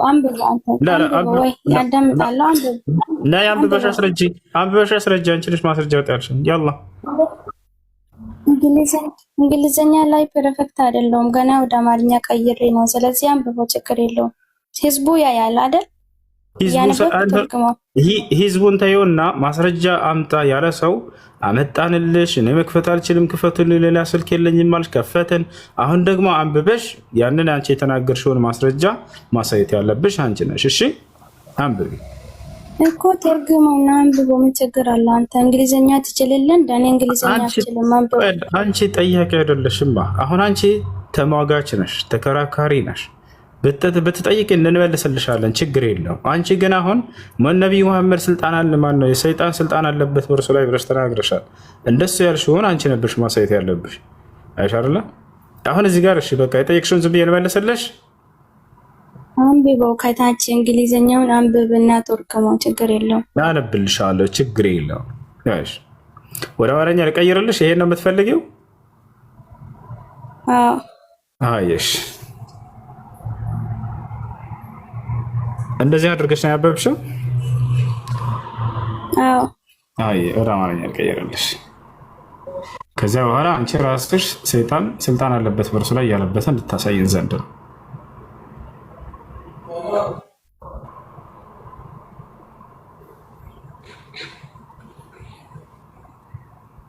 ያን እሺ ያው አንድ ጊዜ ያላ መልእክተኛ ታመሙ። ሌሊት ሰላታችን ወይ ደግሞ ጸሎት ለሁለት ወይም ለሶስት ሌሊት መስገድ አልቻሉም ነበር። ከዛ አንዲት ሴት የአብደላ ምስት መታ ሙሐመድ ወይ ሁለትና ሶስት ሌሊት ካንተ ጋራ ስላላየሁት ሰይጣንህ የተወህ ይመስለኛል ብላ ትነግረዋለች፣ ማለት ትጠይቀዋለች። በዛ ላይ አላህ እንዲህ ስል አወረደ፣ በቀትር እምላለሁ በሌሊትም በጨለመ ጊዜ ጌታ ሙሐመድ ወይ አልጣለህም አልጠላህም ብሎ እንግዲህ ይሄ መገለጥ መጣልኝ ብሎ የሚናገረው ነው። ሱራ 93 ከ1 እስከ 3 ላይ ያለው እና ሙሐመድ ከሰይጣን ተለይቶ ጸሎት መጸለይ አይችልም ነበር። ቢችል ኑሮ ቢሆን ኖሮ ብላ ጠይቀውም ነበር። ቢሆን ኖሮ ብለሽ ግምት ውስጥ ስለዚህ በሱ ስልጣን ነው ሲጸልይ የነበረው። አዳምጪ፣ አያችሁ አይደለ? ቢሆን ኖሮ አለች። ከዛ ስለዚህ ብላ የራሷን እንደምዳይ ሰጠ። አዳምጪ፣ አንቺ የተናገርሽው ቃል አለ እዚህ ስልጣን በእኔ ላይ አለ ብለው ሰይጣን በእኔ ላይ ስልጣን አለ ያሉት ቃል አለ እዚህ ጋር ነው ሰለላሁ ዐለይሂ ወሰለም ወይስ የለም? ምን ማለት ነው? ምን ማለት ነው? ግዴታ እኮ ወተት ከተባለ ነጭ ነው። ጌታ አዳምጪ፣ መጀመሪያ የተጠየቅሽው አዳምጪ። ረበ ፈጣሪ በእኔ ላይ ሰይጣን ስልጣን አለው ብለው ተናግረዋል ወይ? እዚህ ጋር ነብዩ ሰለላሁ ዐለይሂ ወሰለም ምን ማለት ነው ታዲያ ብላ ድምዳሜ ትሰጣለች። ጭራሽ ምን እንደሆነ ቢያንስ ጠይቆ የተነገራችሁ ነገር አለ አይደል? እኔ እኮ አጠይቆ አይደለም እንዲህ ተብለናል። ምን ያክል ቀጣፊና ውሸታሞች እንደሆኑ መምህሮቻችሁ በደንብ አድርጌ ያውቃለሁ። ያን ነገር በታችሁ እንዲህ ተብለናል፣ ይሄ እውነት ነው ወይ እዚህ ቁጥር ላይ ብትሉ በስነ ስርዓት ወላሂ መልስላችኋለሁ። የእናንተ ነገር ግን ምንድነው? እነዚህን ታምናችኋላችሁ። እናንተ እውነት ይመስላችኋል የሚነግሯችሁ። ስትመጡ ጊዜ ውሸት የለም። በእኔ ላይ ሰይጣን ስልጣን አለው ብለዋል ነብዩ መሐመድ ሰለላሁ ዐለይሂ ወሰለም ይላል። የቱ ጋር ነው እንደዚህ የሚላሉ? ወፍ የለም። አሁን ምን እንደሆነ ይሄ ላስረዳሽ። እሺ አዳምጪ መሲት ምትሽናሽ አስረዳኝ። እያነበብክ አስረዳኝ። አንብበው። እሺ ላስረዳሽ፣ ችግር የለም። እሺ አንዴ حدثنا أحمد بن يونس حدثنا زهير حدثنا الأسود بن قيس قال سمعت جندب بن سفيان رضي الله عنه اشتكى رسول الله صلى الله عليه وسلم نبي صلى الله عليه وسلم كأنت عندك تامموا فلم يقم ليلتين أو ثلاثة له ليلة وينم دقموا لسوست ليلة ألقوا مال سكر نبر كزيابه هلا فجاءت امرأة عندت سيت متاج ما نتش سيت كهادي سيت نتش يا جماعة كهادي وش متوا النبي صلى الله عليه وسلم سيد عنه بلو يناقروا الشوال ሰይጣን ያለበት ማለት ነው ይላሉ እነዚህ ሰዎች። ተመልከቱ፣ ከሃዲያኖች መጥተው የተናገሩትን ንግግር ይዘው ነው የሚመጡት እነዚህ ሰዎች። ነገር ግን ሲያስተምሯቸው ሲነግሯቸው ጊዜ ሰይጣን አለበት ብለው ይነግሯቸዋል። ተመልከቱ እንዴት እንደሚጫወቱባቸውና እንደሚዋሹባቸው። ወረበል ከዕባ ፈጃአት ምርአቱን ይቺ ከሃዲ ሴት መጣችና ፈቃለት እንዲህ አለች፣ ያ ሙሐመድ ሆይ አለች፣ እየተሳለቀችባቸው ማለት ነው። እኒ ለአርጁ አን የኩነ ሸይጣኑከ ከተረከክ ሰይጣንህ የተወህ ይመስለኛል ብዬ ከጅላለሁ አስባለሁ አንተ ላይ አለቻቸው። አያቸው አይደለ? ሰይጣንህ የተወህ ይመስለኛል። ሰይጣንህ የምትለው ማንን ነው? ከአምላክ ዘንድ ቃል የሚያወርድላቸው ሰይጣን ነው ብለው ይናገሯቸው ነበር። ገብታችኋል አይደል? ስለዚህ ሰይጣንህ የተወህ ይመስለኛል ልክ የዛሬዎቹ ክርስቲያኖች ሄራ ዋሻ ውስጥ የተገለጠለት ሰይጣን ነው ብለው እንደሚናገሩት ማለት ነው። በዚያም ጊዜ የነበሩ ከሃዲያኖች ሰይጣንህ ትተዋል ማለት ነው ይሏቸዋል ነብዩ ሰለላሁ ዐለይሂ ወሰለም። ይሄ ነው ገብቶሻል። አሁን ቀድ ተረከክ ለም አረሁ ቀሪበከ ሙንዙ ለይለተይኒ አው ሰላሳ ለሁለት ሌሊት ወይም ለሶስት ሌሊት ያክል ወደ አንተ የቀረበ ሆኖ አላየሁትም ብላ ተናገረች። ስለዚህ ከሃዲያኖች የተናገሩትን ንግግር ነው እናንተ እያመጣችሁ ያላችሁት። እኔ እናንተን አይደለም የምወቅሰው፣ ነገር ግን እንዲህ እያሉ በእናንተ አይምሮ ላይ የሚጫወቱ ውሸታም ዲያቆኖቻችሁ ነው። ገብታችኋል አይደል? ይሄ ነው። ስለዚህ እየተናገረች ያለችው ማነች? ከሃዲ ሴት ነች። ከሃዲ ሴት እንደሆነ ሴትየዋ ማስረጃ አውጥቼ ላሳየሽ። ከእኔ ይበልጥ ደግሞ ዑለሞች በዚህ ጉዳይ ምን እንዳሉ ገብቶሻል አይደለ? የእኔ ብቻ ማብራሪያ። እሺ ቆያ ልጅቷ ከሃዲ ሴት ናት አልክ? ኦኬ ከሃዲ ሴት ከሆነች ለምንድን ነው አላህ አቤት አለው? ማለት ሰይጣን ትቶ ሄዷል ስትለው መቆጣት ነበረበት። ሰይጣን አይደለም ጅብሪል ነው ማለት ነበረበት።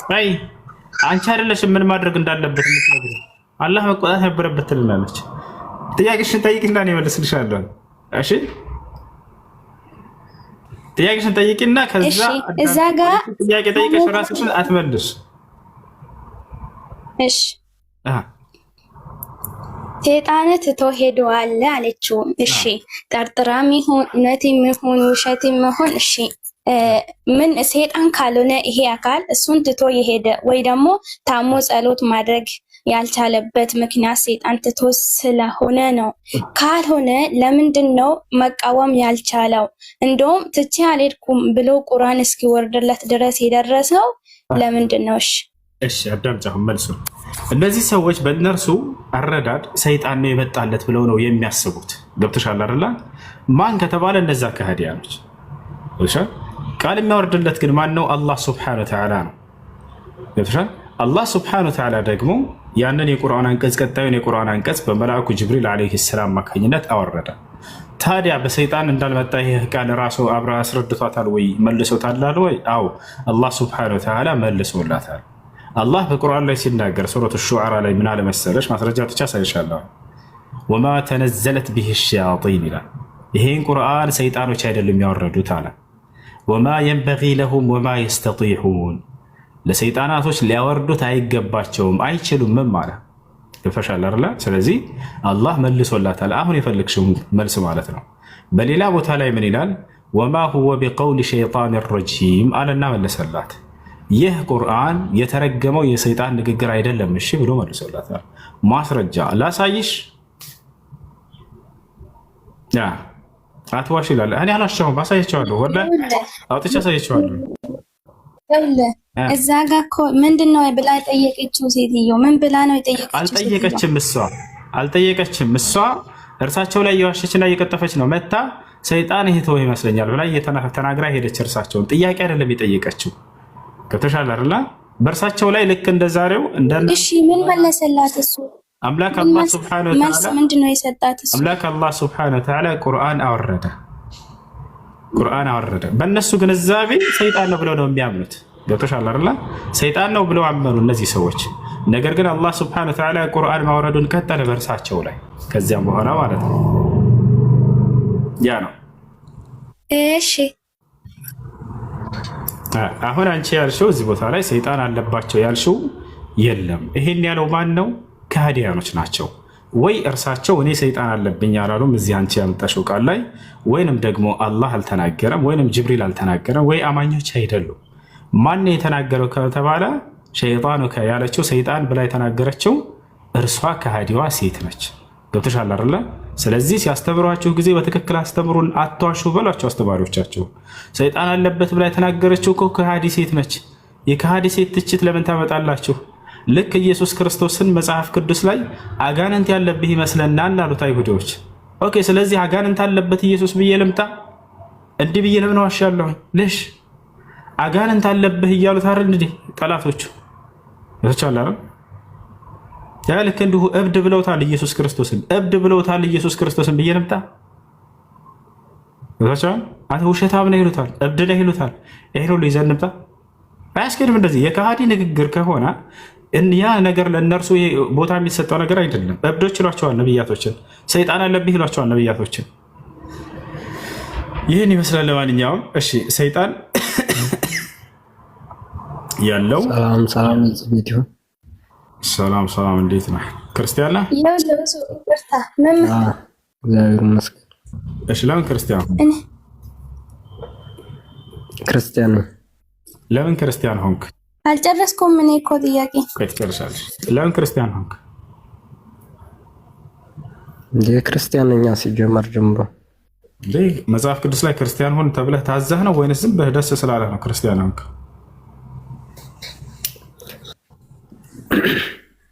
በኢየሱስ ክርስቶስ ያመነ ሁሉ ክርስቲያን ነው። እግዚአብሔር ክርስቲያን ሆን ብለዋል ወይንም ኢየሱስ ክርስቶስ ክርስቲያን ሆን ብሏቸዋል ወይስ ነብያቶች? የት ጋር ነው ያለው? አንድ ጥያቄ ነበረኝ። ማለት ይህንን ጥያቄ ልጠይቅ ነው የመጣ አንተ ስትል ሰምቼ ማለት ነው። የቱ ጋር ነው እግዚአብሔር ክርስቲያን ሆኖ ያለው? ኧረ እኔ አላውቅም። አይሽ በቃ ጥያቄ አንተ ስትል ሰምቼ መጽሐፍ ቅዱስ ላይ ማስረጃ አለ ስትል ሰምቼ ለመረዳት ፈልጌ ነው። ነብዩ መሐመድ መጽሐፍ ቅዱስ ላይ የተጠቀሰው አለ ስትል ሰምቼ ያንን እንድታስረዳፈት ነው። መሐመድ ቅዱስን ቁርአን ማለት ነው። ችግር የለውም። መጽሐፍ ቅዱስ ላይ መሐመድ የሚል ስም አለ። ላሳየህ። እሱን ማይፈልገህ ነው። ብሉይ ኪዳን በምን ቋንቋ ነበር የተጻፈው? ሁሉ በርሶ ነው። በዕብራይስጥ ከወስልች አሁን ብሉይ ኪዳን ላይ እንሂድ።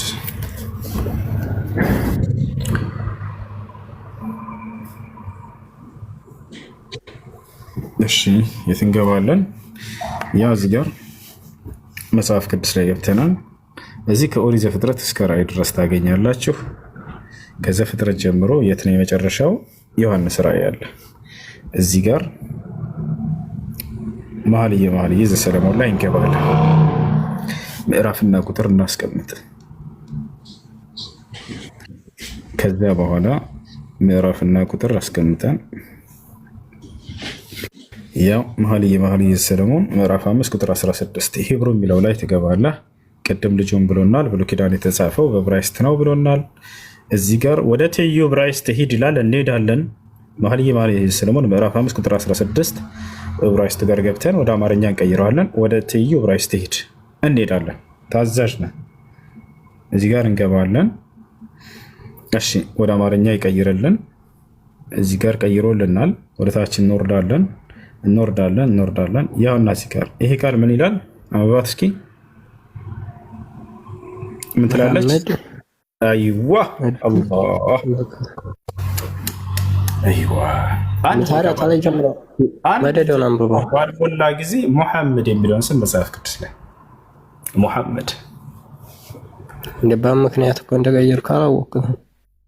አሳየው በምክንያት እንደቀየርከው መኃልየ ሰለሞን ምዕራፍ ልንገርህ እና አንተ ራስህ ሌላ ስልክ አለ አይደለ? በኋላ በራስህ እንድታረጋግጥ በዕብራይስጥ እንደተጻፈ አምናለሁ። መጀመሪያ ጥሩ ሁሉም ክርስቲያን የሚያምነው ነገር ነው። መኃልየ ሰለሞን ምዕራፍ 5 ቁጥር 16 በዕብራይስጡ ላይ ሄዳ ቀጥታ ስትከፍተው ጊዜ ሙሐመድ ብሎ አስቀምጦታል። ሙሐመድ ለምን ወደ አማርኛ ሲተረጎም ያው ዞሮ ቀጥታውን ይዞ የሚሄደው እኮ ወደ አማርኛ ቀየረ። እያሳየህ እኮ ወደ አማርኛ ቀየረ። መኃልየ ምዕራፍ 5 ቁጥር 16 ሙሐመድ የሚል ሰው እሺ ጥያቄ አለ? ሌላ ጥያቄ አለ? ሌላ ኢየሱስ ክርስቶስ በገዳመ ቆሮንጦስ ላይ በተራራም ላይ 40 ቀን 40 ሌሊት ሊፈተን በራሱ ፈቃድ ሄደ። የተፈተነው ልክ እኛ የመጣው የተሰቀለው በምድር የወረደው መጀመሪያ ለአዳም በገባው ቃል ኪዳን ምክንያት ወረደ፣ ተወለደ። 5 ቀን ተኩል የሆነኝ ወደ መለሳለሁ በነበረ በ5500 ዓመት ወደዚህ ምድር መጣ በራሱ ፈቃድ። ምን ብሎ ነው የተፈተነው? ደግሞ ለአዳም ቃል የገባለት ምን ብሎ ነው? ከይቅርታ ጋር አቋረጥኩ፣ ግን ልጅ ተወልጄ አድንሃለሁ። የቱ ጋር ነው እንደሱ ያለው መጽሐፍ ቅዱስ ላይ?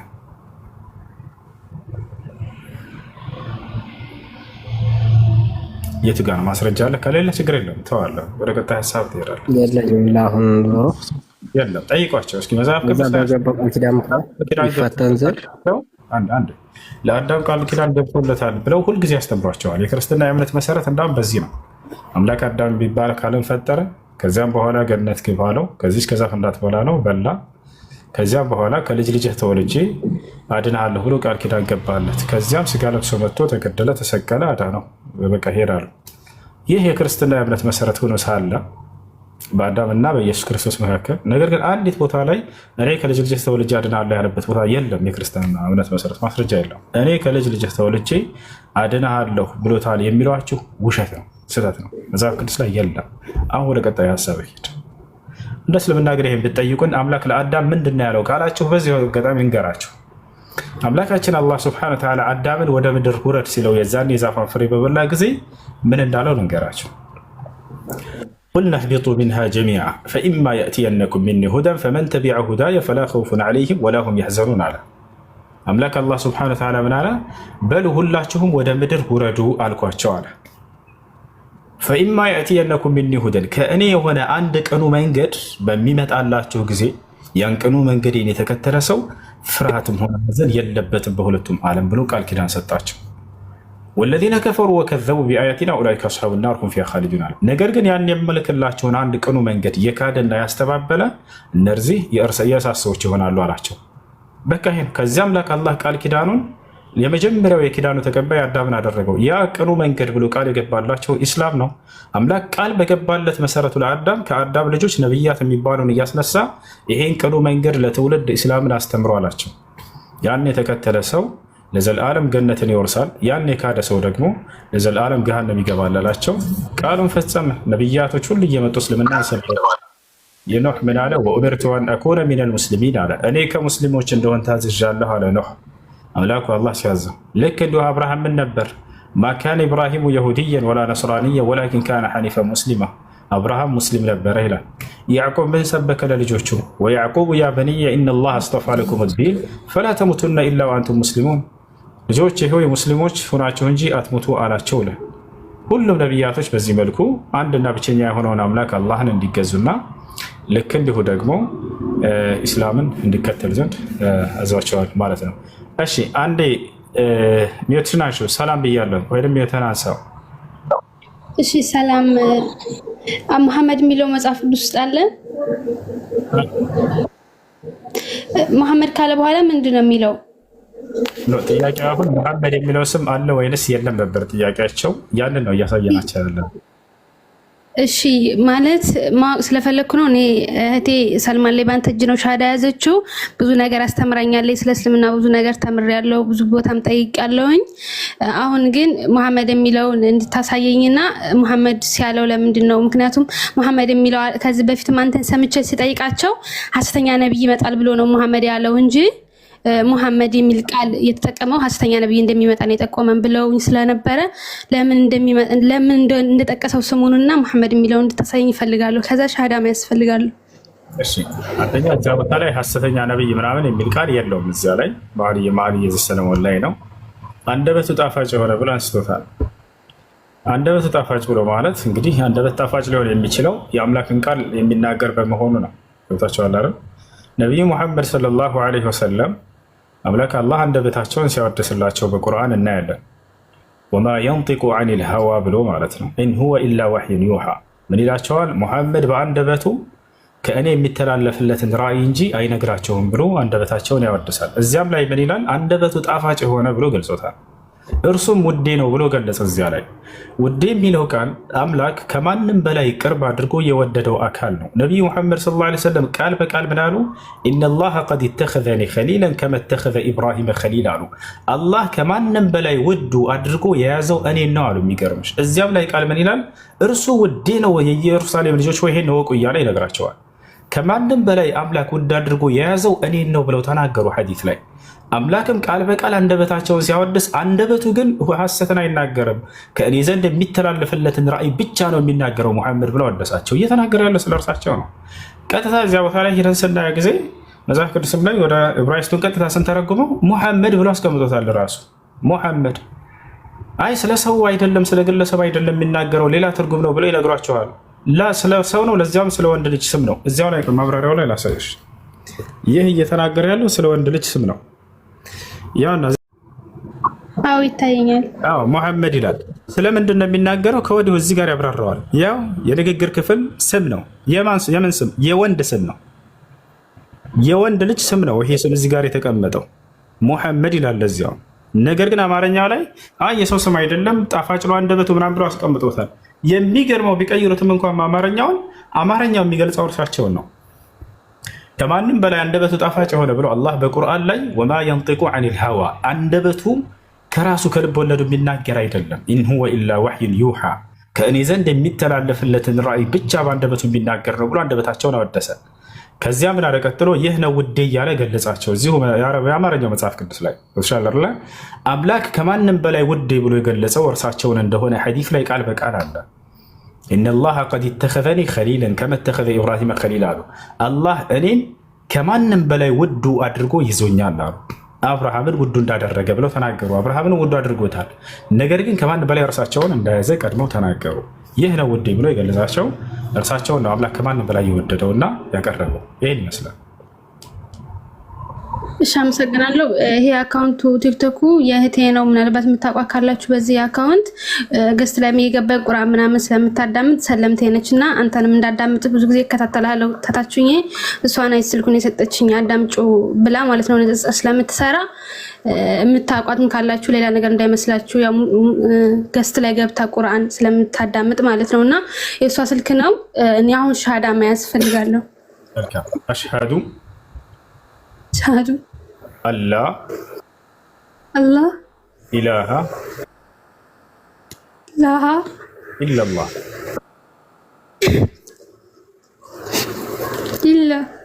ኢለላህ ኢለላህ ወአሽሃዱ አነ ሙሐመደን